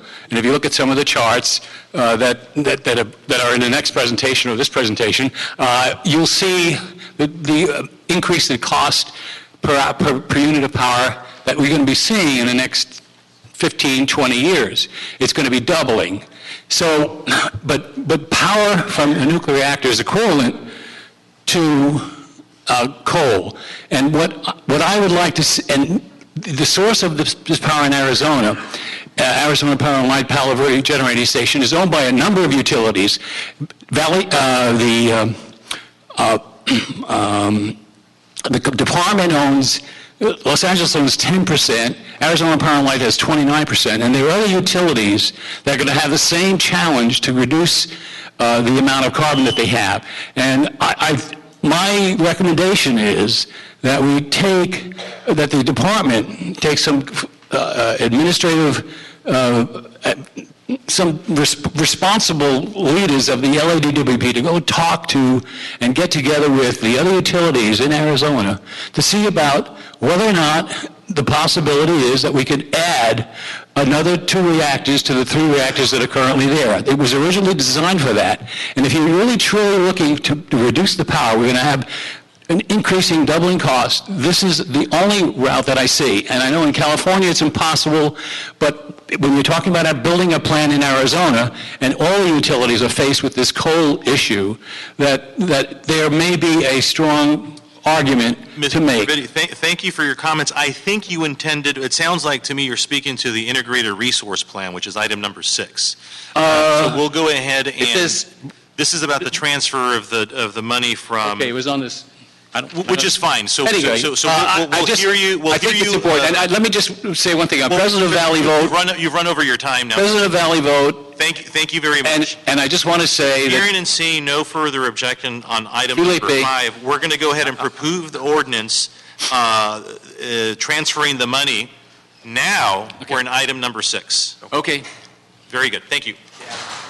Thank you. Item number 6.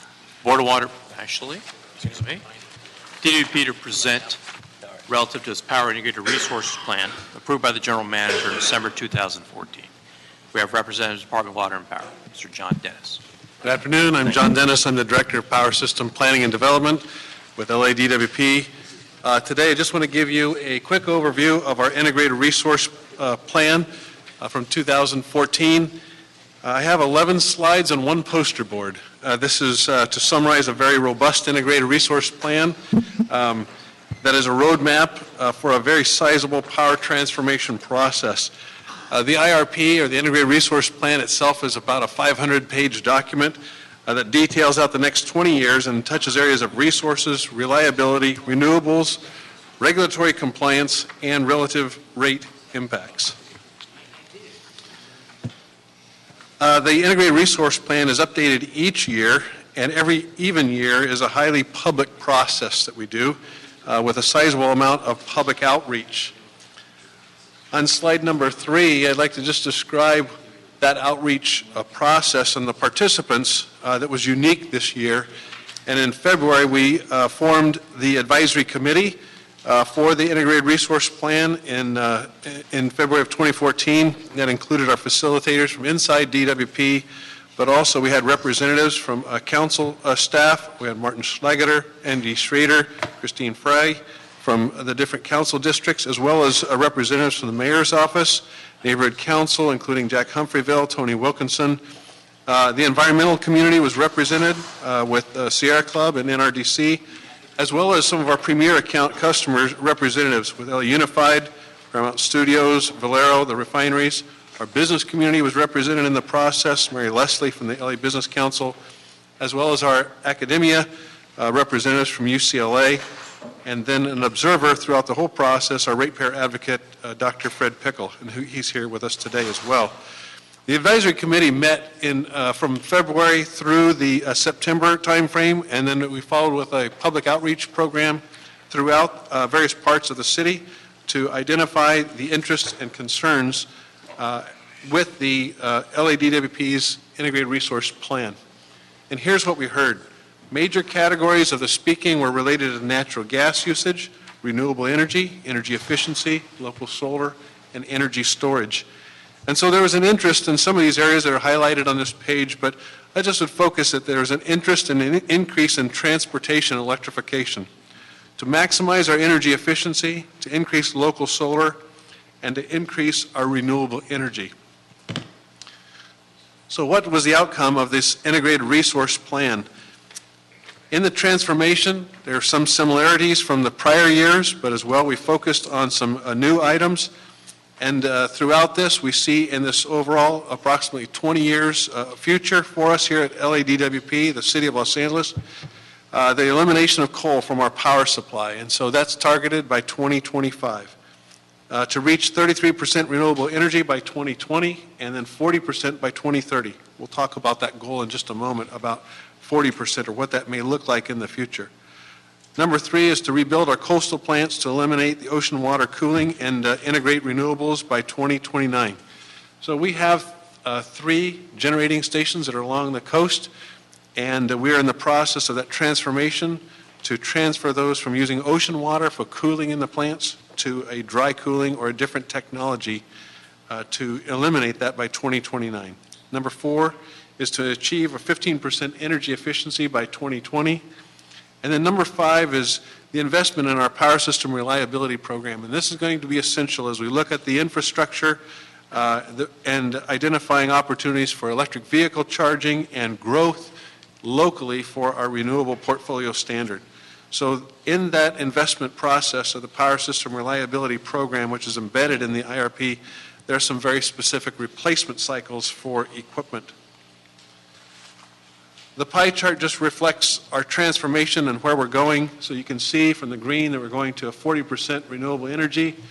Today, we're approximately 23, 24% renewable energy as of this date, heading to natural gas of 32%, energy efficiency with 15%, and so on. The area of greatest interest, I believe, that came in the process was with regards to the local energy as far as local solar breakdown. So I'd just like to take a moment and identify what's happened here. As a result of the Integrated Resource Plan, we've nearly doubled the local solar, local renewable energy element here in the Los Angeles Basin area. And we believe that that's achievable with some other caveats along the way. But specifically, we were on target for 150 megawatts of our feed-in tariff program. Feed-in tariff is basically where a customer may have a large rooftop and they have the solar power is directly metered right into the system. They don't use any of that energy. We also, with our solar incentive program, have a program that's going on which is targeted about 310 megawatts, and that's ongoing, but that would be a net metered program. So the customer may use a portion of that power that's output from that those panels, but overall, a 310 megawatt program. What's added here is another 300 megawatts of feed-in tariff, so that we have a total of 450 megawatts of feed-in tariff opportunities. And basically with this growth chart, or where we see with the feed-in tariff program, we would be laying that in at about 50 megawatts every single year. So this will be an opportunity, even as we see the pricing and what that will look like and the incentives and how perhaps even in a declining market as far as cost is concerned, we can capture some of those benefits and encourage, and also we believe that there will be opportunities in technology growth and the change, so we're not going into boom and bust cycles, but there's a steady growth pattern of our feed-in tariff. So we see this layered as far as local solar, net metered, a big increase in our feed-in tariff program. And the other one that's yet to come, we're still going to work on the details of this and bring this forward here in this next quarter, is our community solar, and this will be opportunities for folks that may live in multiple dwellings or the likes of that. They may not have opportunity, may not be the owner of the property, but they'd like to participate in a community solar program. And then certainly the larger opportunities, we're seeing those grow with regards to our utility scale power purchase agreements. But overall, for the local area, we're seeing a great opportunity of 800 megawatts of local solar. But before you change that slide, Yes. go back to why is the line flat? Why isn't it the incline continuing? Because I would think we would be continually bringing in more feed-in tariff, more community solar, more distributed generation. This achieves, basically, this will get us to the target date as far as the 2020 and having the 33%. And after that, again, the opportunities where we'll see, right now, this will get us to a overall 40% portfolio by 2030. The path forward in the IRP, the Integrated Resource Plan, as far as the different kinds of programs, is pretty well laid out between now and 2020. And then the details of those as we get further and two-year cycles, that may change, or that complexion. There's opportunity for that to change. I would expect the combination of price of silicone coming down, the technology changing, the desire for distributed power. You would want to see, you would expect to see a number that's on a continuing incline. I'm actually very surprised to see it flatline in 20, even though we achieved that goal there. It would be it would seem like a step backwards if we flatline in 2023. Again, as far as our planning is concerned, it just leaves a lot of opportunity every time we come through the next 2 years in that cycle.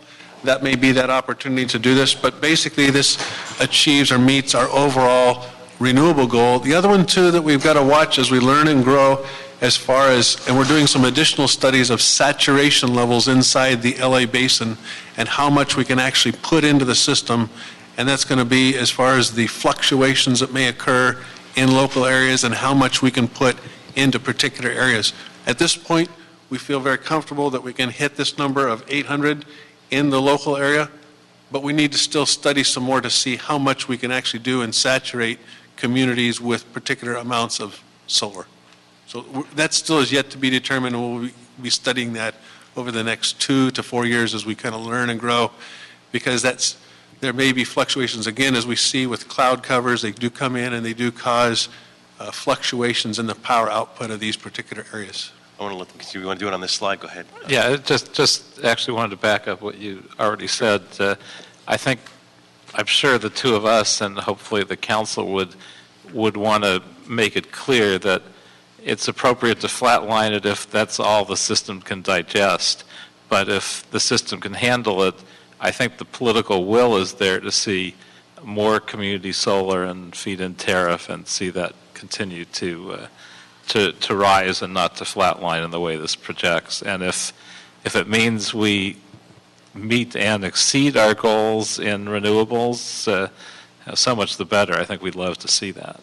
There's one other piece to the overall, as far as the solar is concerned, is that at this point with the technology, the physics of this, the solar panels don't have any kind of inertia, no spinning mass to them. And so that's the area where we also need to bring in, to be careful as far as stability to our system. So these will be areas that we study further. So the opportunities are there. We just see the glide path or the opportunities right now is pretty clear for us as far as what we can accomplish, and we'll continue to explore those opportunities beyond there. We are seeing other programs, and we'll share those in a moment, about demand response and other opportunities, in addition, energy storage and the likes. Let's say that'll be the holy grail, change everything if we get appropriate battery storage or that type of thing. Those numbers could radically change. But correct, and we're studying that as we speak. That's correct. This one here, I would just say, is that there's a combination of the high electrification for local, but there's a lot of different charts and graphs. But I think this is one that I would like to just share with you. It's been just a little bit of time on, and that is today. This brown bar represents the carbon intensity. So today, if you would take a gasoline or diesel passenger vehicle and you would fill it with the gasoline or diesel, this would be the carbon intensity of that particular vehicle at this particular level. The red bar is if you would today, based on our energy mix today, if you would charge your electric vehicle with our current mix today, this would be the carbon intensity of that particular vehicle, because you're using a mix of renewable energy or the likes of this. As we look at the green bar, though, the future resource mix, when we get to 2026, that will be decreased in half. So overall, what we're seeing is that even in the future, as we increase our renewable energy, maxing out or getting to 40%, perhaps that'll even be 50%. We'll see where that goes in the future and the opportunities. But the point is, we see the opportunities here is there is a great benefit of not just focusing the activities of generating power, but where you use that as well. And the next increment comes from electrification, not just in electric vehicles or cars, but also in large fleets, or it could be public transportation, or even as we have programs to plug in ships. It happens at a much faster and larger scale. This only represents the carbon intensity component, but there's another great benefit, and that's with regards to those emissions that contribute to the formation of smog or harmful pollutants in this area that would be known as a non-attainment area. So great benefits in the future, not only as far as renewable energy, but truly as we look at the carbon intensity. So this would be the fuel savings from switching on there. And this particular graph I just want to show is where we're targeted as far as electric vehicles are concerned and where we'd like to go with this. And as we see these numbers out in 2030, the potential, instead of being 290,000 electric vehicles, a potential of 580,000 electric vehicles. And so that we're doing that or accomplishing some significant goals on reducing the greenhouse gas emissions inside the Los Angeles area. So coupled with the higher local solar, we see also is the higher electrification. At this point, at this moment, I've got the report that today LA is the #1 city for DC fast charging. We have a Charge Up LA program which allows for rebates for residential and commercial customers, and basically that rebate program will cover the charger material cost. And so it's a great opportunity. In our public sector right now, we have 275 electric vehicle chargers in the city property. There are 13 DC fast chargers as part of our smart grid demonstration, and we're using those on city properties, also at USC and UCLA, and some private corporations are also installing the fast chargers. So we'd like to see this grow. We'll be working on how we accomplish those in the next year and two to try to achieve these goals and working towards these numbers. This particular chart is just to point out, as we look in the focus about greenhouse gas emissions, not only to meet our energy goal, but today, our actual case where we're at, we're well below the 1990 greenhouse gas emissions where we used to be.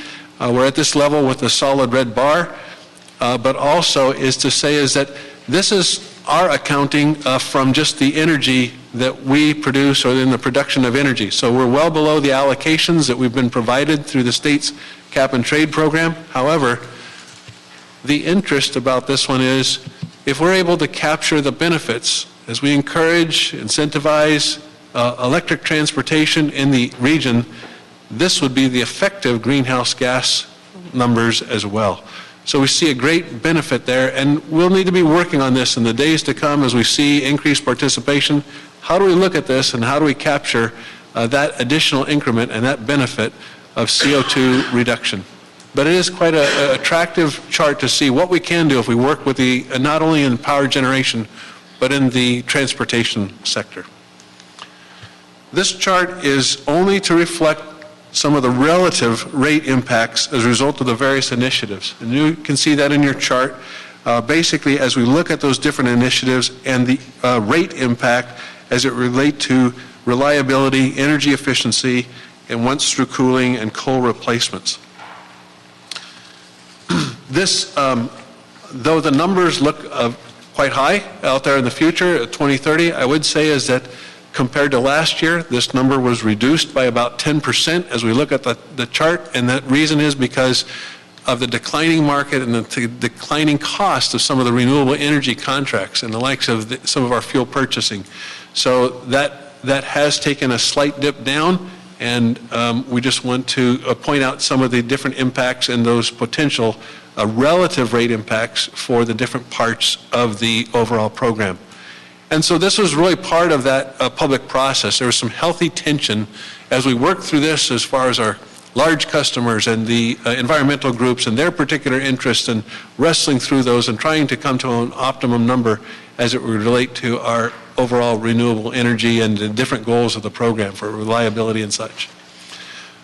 The Integrated Resource Plan, James Barner has been our author to this and a supervisor of that particular group. It is a lengthy document. Here's a hard copy of that, but it is available on our webpage for the final Integrated Resource Plan, and all the details of those studies are there at our ladwp.com webpage. That concludes our presentation. It's very brief. I would point out there is a chart that's over here. Even though this is a lengthy document, there is one foam board chart, and I'll just point out some very quick highlights. This overall on the top just identifies our transition off once-through cooling in our major power plants. This up here identifies our reduction or elimination of coal plants. These bars over here talk about our local and solar and different renewable energy components. And the bottom line, it just shows our energy mix as it transforms and changes over the years. And the next one, this green bar, shows our change from our current renewable energy up to 33% by 2020. The next purple chart shows our energy efficiency going up to 15% by 2020. And even though this looks rather flat here on this particular line, my little pointer here has failed on me. Here we go. Yeah, here we go. Sorry about that. The red line, anyway, just shows the CO2 reduction, and the stepped line that's in there. The stepped line shows the transition as we do these major retrofits at our coastal plants. This shows our step down and reduction down to zero of our use of ocean water for cooling. These bar charts show our increase of our electric vehicles and charging in Los Angeles. There are some charts that reflect to our transition and our need as far as our staffing and our aging workforce, and work towards that. The pie chart shows our future transformation. The large blue bars, these down here, describe some of our borrowing requirements, our financial conditions there. And then the last reflects the same chart we talked about as a relative rate impact down below. So it's a great overall one-page summary of the overall integrated resource plan that communicates that there's a major transformation that's underway. And I'll respond to any questions you may have, or Dr. Pickle might have some comments. Okay, well, we start with Dr. Pickle, and it actually feeds into my first question, which I guess I'll have Dr. Pickle comment on as well, which is about how you balance the ratepayer, the costs and benefits along as you did this process, and how you, in addition to taking the aspirational goals that we all have in terms of the good clean energy goals, how did you create that balance? But Dr. Pickle may be commenting on that to start, so go ahead. DWP had us join them as an observer in this process. We're going to be doing a review of the whole IRP over the next several months. We will keep you informed on our progress on that. Like has been done previously for the 2010 IRP, but probably less extensive. But with regard to your specific question, DWP, unlike many utilities, has specifically included price impacts of various components in their study, and they've included an overall dollar impact of some alternative scenarios in terms of what percentage of renewables, what percentage of other components, what's the impact, and that's very positive. It's good they have that in their studies. We have already received materials from them on one data request on details of these scenarios, and we have other data requests pending, and I'm sure there'll be more questions as we go along, and we'll keep you informed on that.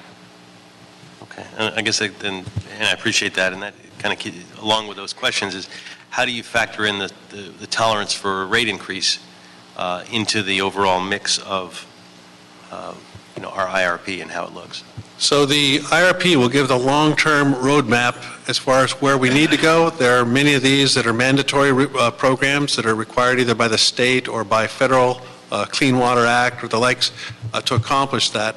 As the department would move through a particular, with the rate cases are concerned, whether that be a 3-year look or a 5-year look, those would then be brought forward to council and to the board as far as the approval process and how this fits in the lens of that short term, that window of time, whether it be 3-year or 5-year look ahead, and what those rate cases, the very specific items would be. So bottom line is that we're trying to accomplish, there's a lot of things to be done. We're trying to balance all those out so there's appropriate emphasis in areas of reliability to try to ensure that our customers are getting a reliable power source while also meeting some of the goals as far as renewable energy and seeing if there's some reasonable numbers are in there for us to move forward with regards to the cost. Right.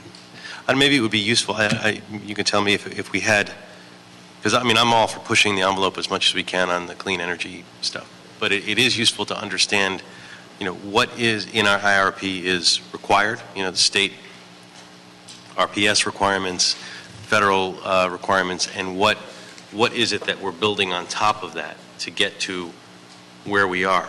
So graphically it would be great, if we had these graphs and we saw, the minimum that under current law, state and federal, that our IRP would have to look like, where we are now in terms of our goals, and maybe, the environmentalist dream of where we should be. And to see those compared to each other would help us have a better understanding of where we are as a city.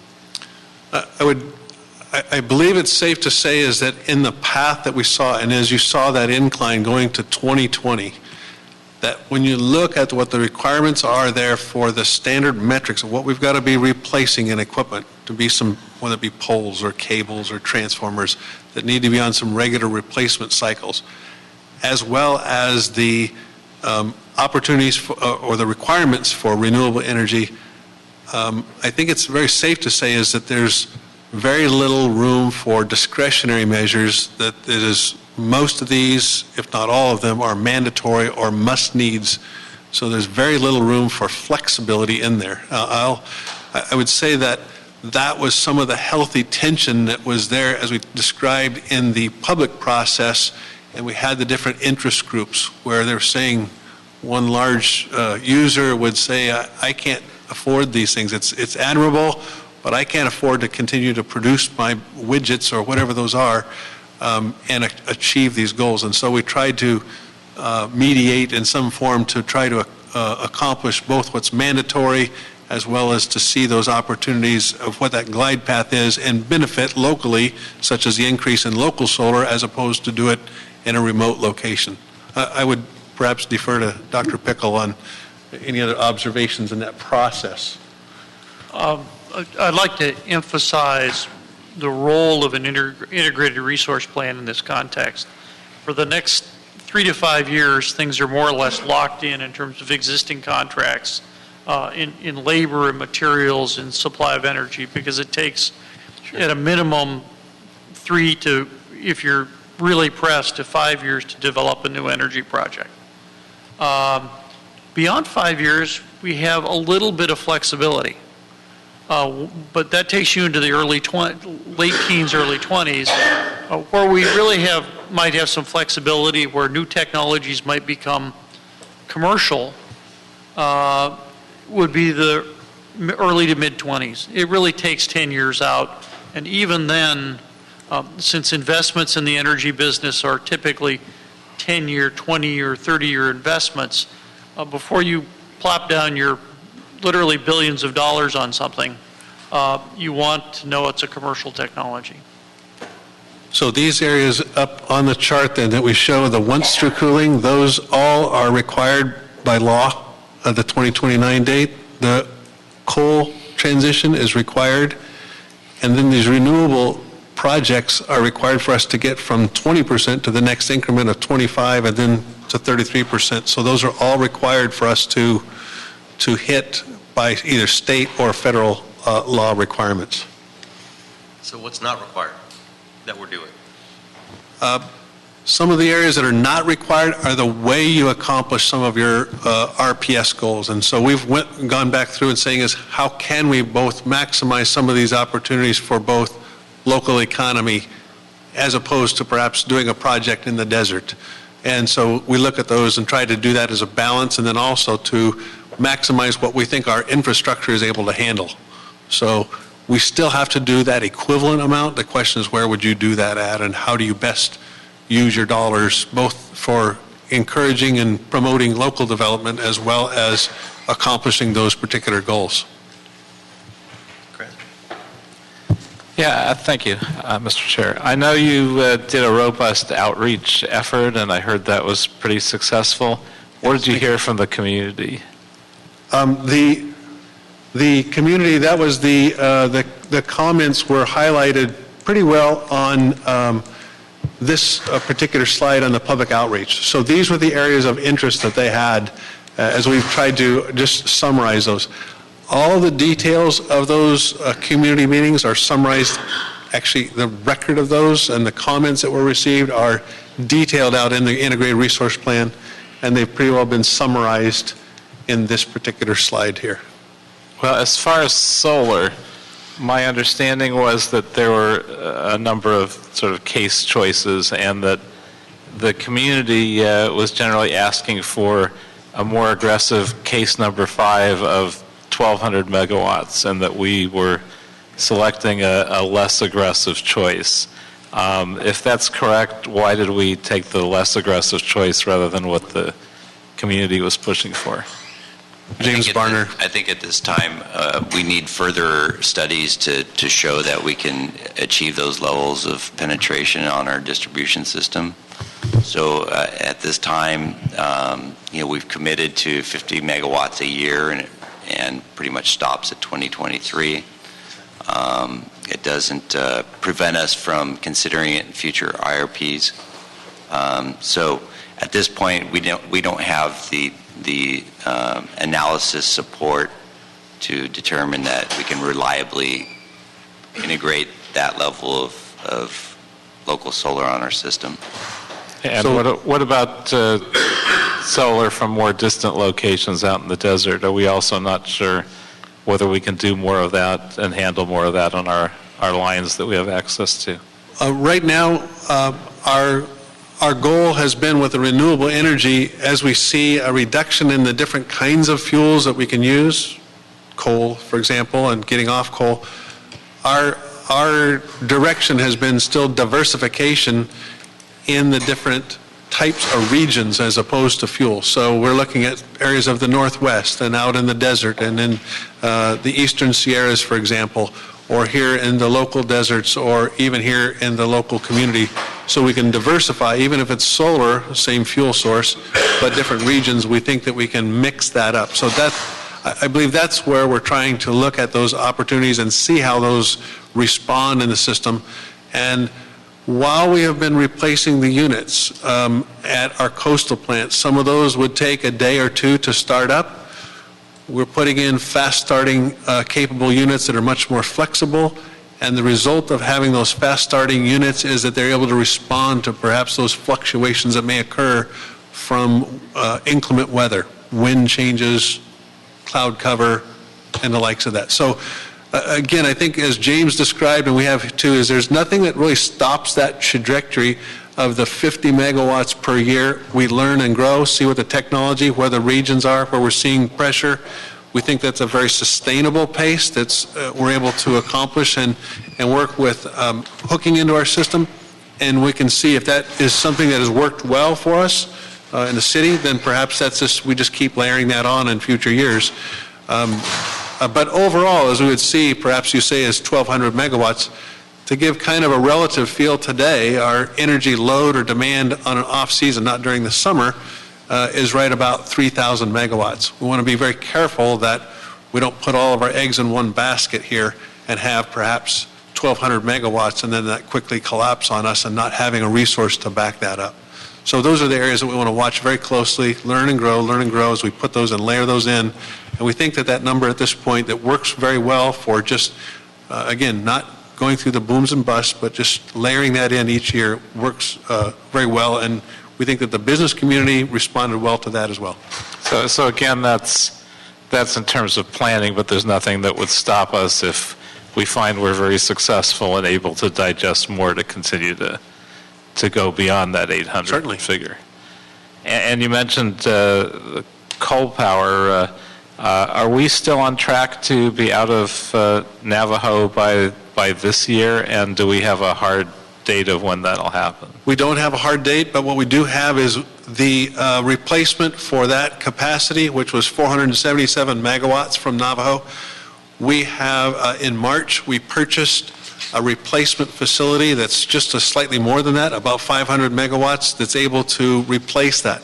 Now we're in the process of negotiating with regards to the sale or what that may be of the disposition of Navajo.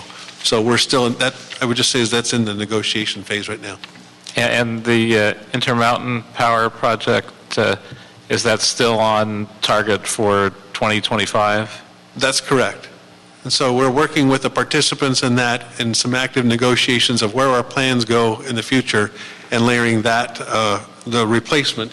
And that is reflected out here on this particular chart as we would go. Here's the Navajo replacement and there is the IPP replacement, having something replacing that unit in 2026 or 2030. And when we leave it in 2025, is it still running with other folks purchasing that coal power? It's not likely that that would be the scenario. We believe that all the participants would be identifying a new fuel source, and that would be a requirement for it to be California compliant. So we think we would actually shut it down in 2025 or closely thereafter? That is the most likely scenario, yes.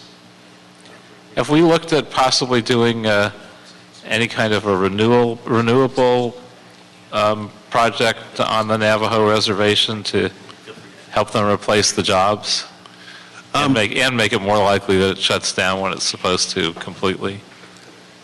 There are a variety of proposals as far as tribal interests that have come forward, and as we've looked at the renewable portfolio standard and the energy mix and those proposals, they've been competing toe-to-toe with just a pricing index, and so we've looked at that and encouraged them to come forward with competitive pricing if that would be, for example, a solar project. And I think we're continuing to become more reliant on natural gas. I always try to make this point, which is natural gas is not that great environmentally either, although it's much better than coal. So to the extent that we can replace it with something else, that would certainly be a positive to look at.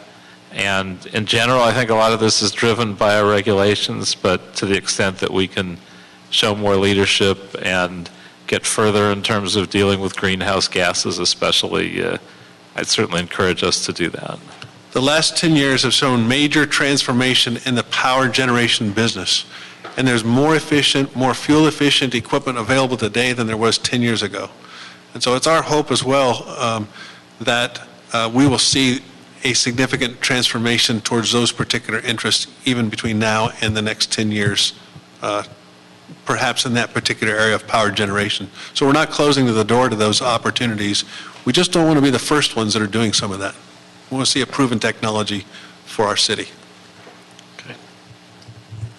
Well, this is an informational item, and we're going to hear more about this in the future, and also Mr. Pickle's going to report back to us. And I want to hear more about some of the local discretionary possibilities in terms of what we can do to influence this. So with that as a comment, did you want to, Mr. Prano? Certainly, Mr. Blumenfield, Rafael Perez with the CLA's office. Just to add, the question that came up earlier about, what comprises the IRP, it was addressed by Mr. John Dennis with regard to that. Primarily, a lot of it is mandates. I think the heart of the question was, how much of it is local discretionary? How much of it is determined by the city? And a big part of it is. So perhaps what the department could do with that regard is provide the committee, Dr. Pickle and so forth, how much of it, what the roadmap is internally to meet that mandate, so we have a clear idea, because that's where we have control as a city. The state sets a standard, but we determine how we meet that standard. So, and to spell out what it is we have control over and what we don't. And going back to that question, we have the big mega goals that are set out by the state and feds, and then how we get there and what we do above and beyond that is still something very much within our discretion, and getting a roadmap on not only that, but the choices that we have coming up before us or at our discretion. That should be part of the roadmap that we get as a council and as a committee. Okay. Great. So thank you very much. We have 2 public comment cards on this item, so appreciate the speakers. And we have, if I could have Steve Coulter and Chris Rowe come to the table.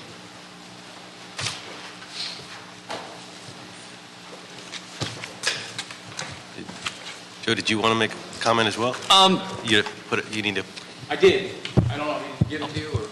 Is there any additional public comment cards?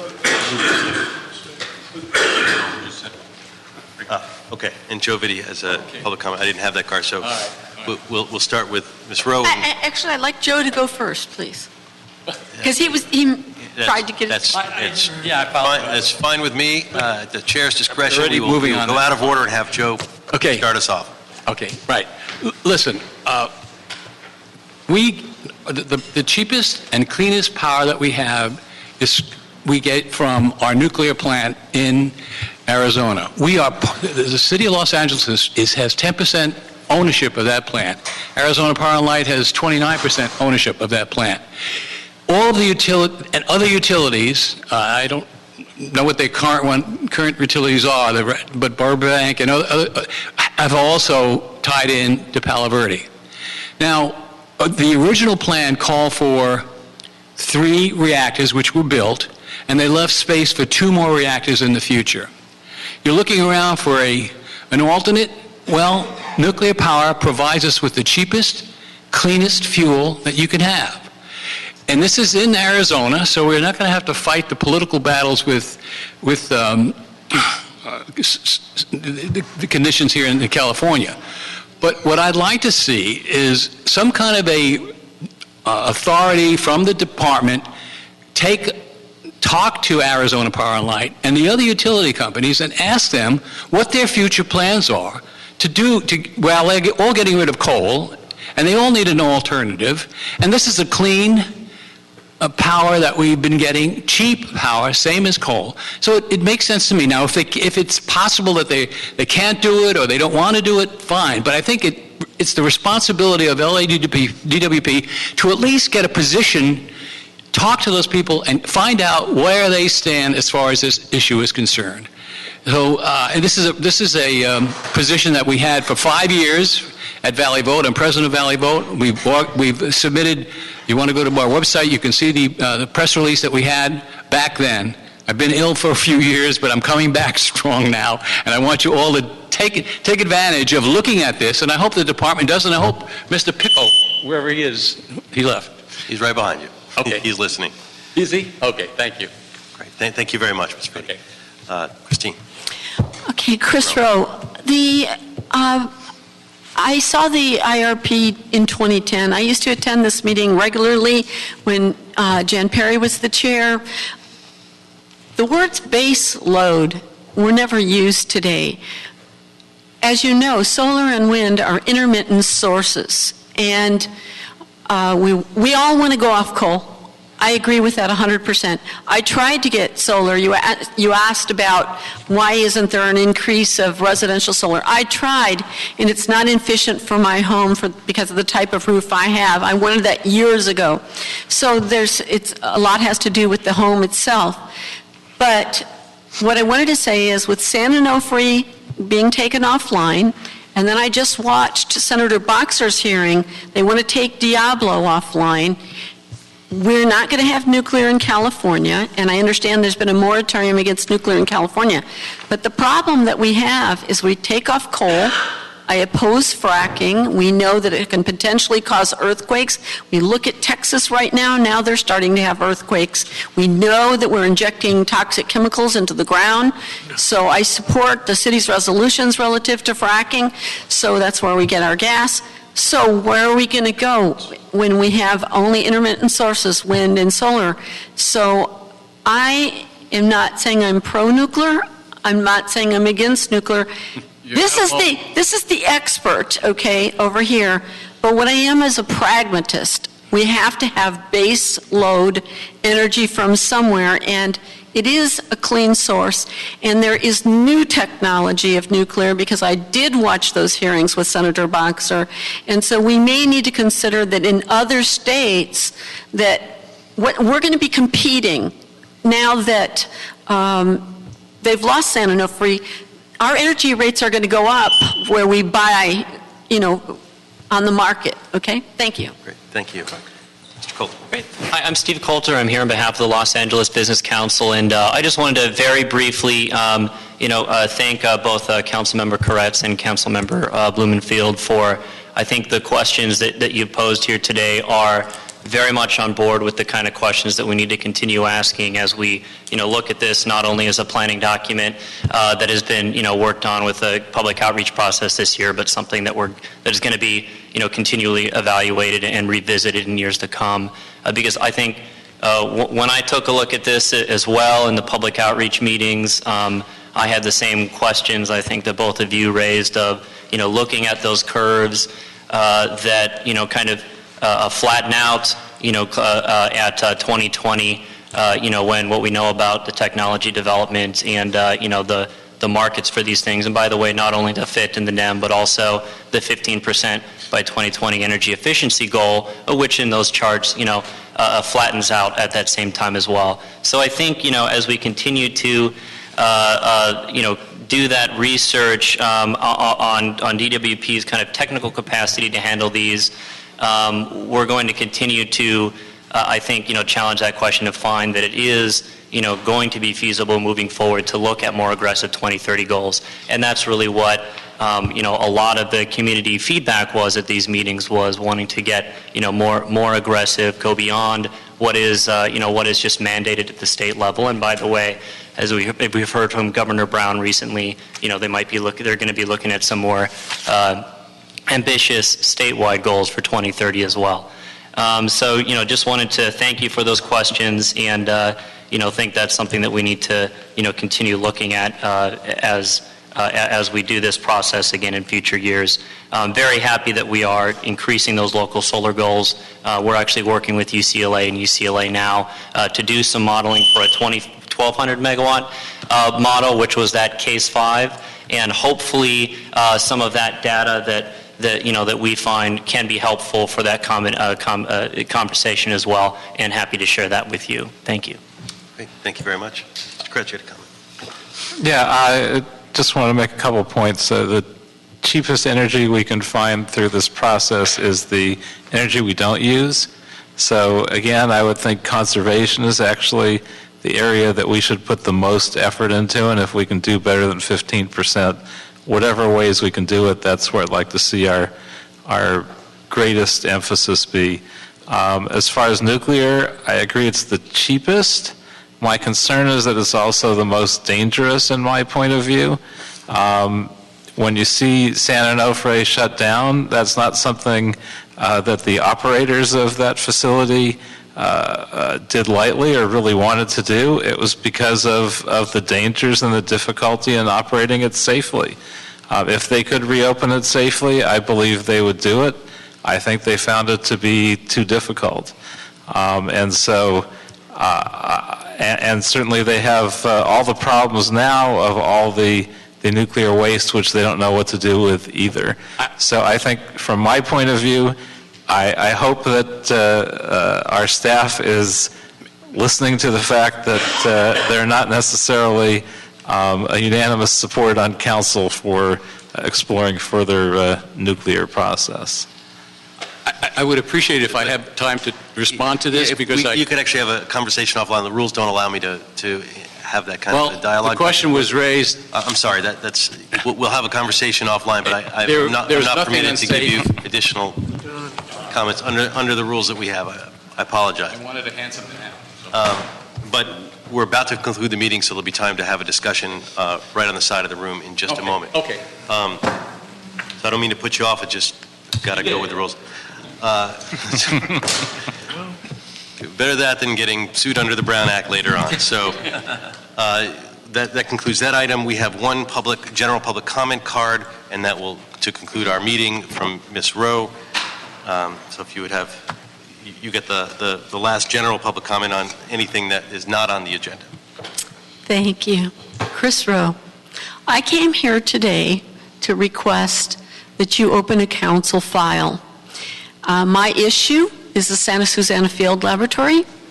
I believe both of you have heard of this. I live within 5 miles of this site. I eat and sleep the cleanup of the Santa Susana Field Lab and have done so for 8 years. I'm a former member of the West Hills Neighborhood Council who addresses this issue on a monthly basis, and I've worked with the Woodland Hills Warner Center Neighborhood Council and the Canoga Park Neighborhood Council for the last year and a half. They successfully put on a town hall in October on this issue. Over 300 citizens attended. What I did today is I brought a map to show you what all the truck routes from the site that are viable go through West Hills, Woodland Hills, Canoga Park, and Chatsworth. I pulled the council files that are existing, and they've all expired or are not applicable to general comments. We need a council file that the neighborhood councils can submit community impact statements to. As you know, the neighborhood councils can't create their own council files. And so Woodland Hills Warner Center Neighborhood Council just wrote a letter to DTSC, and there's no place to put it. West Hills has written numerous resolutions that they wanted as CISs, and they haven't gone in. Chatsworth has written a letter to DTSC, and I even have a letter here from someone named Councilmember Bob Blumenfield relative to the trucks. So I brought all these documents in, and I'm asking that, number one, that you create a council file, and number two, that you take a look at what's happening, because the deadline for the cleanup of the Santa Susana Field Lab is 2017. It is unachievable because they are probably not even going to start the cleanup until 2016. And the DOE at the town hall said probably 20 years before they could have their area cleaned up. Thank you very much. Great. Thank you for their comments, and that concludes this hearing.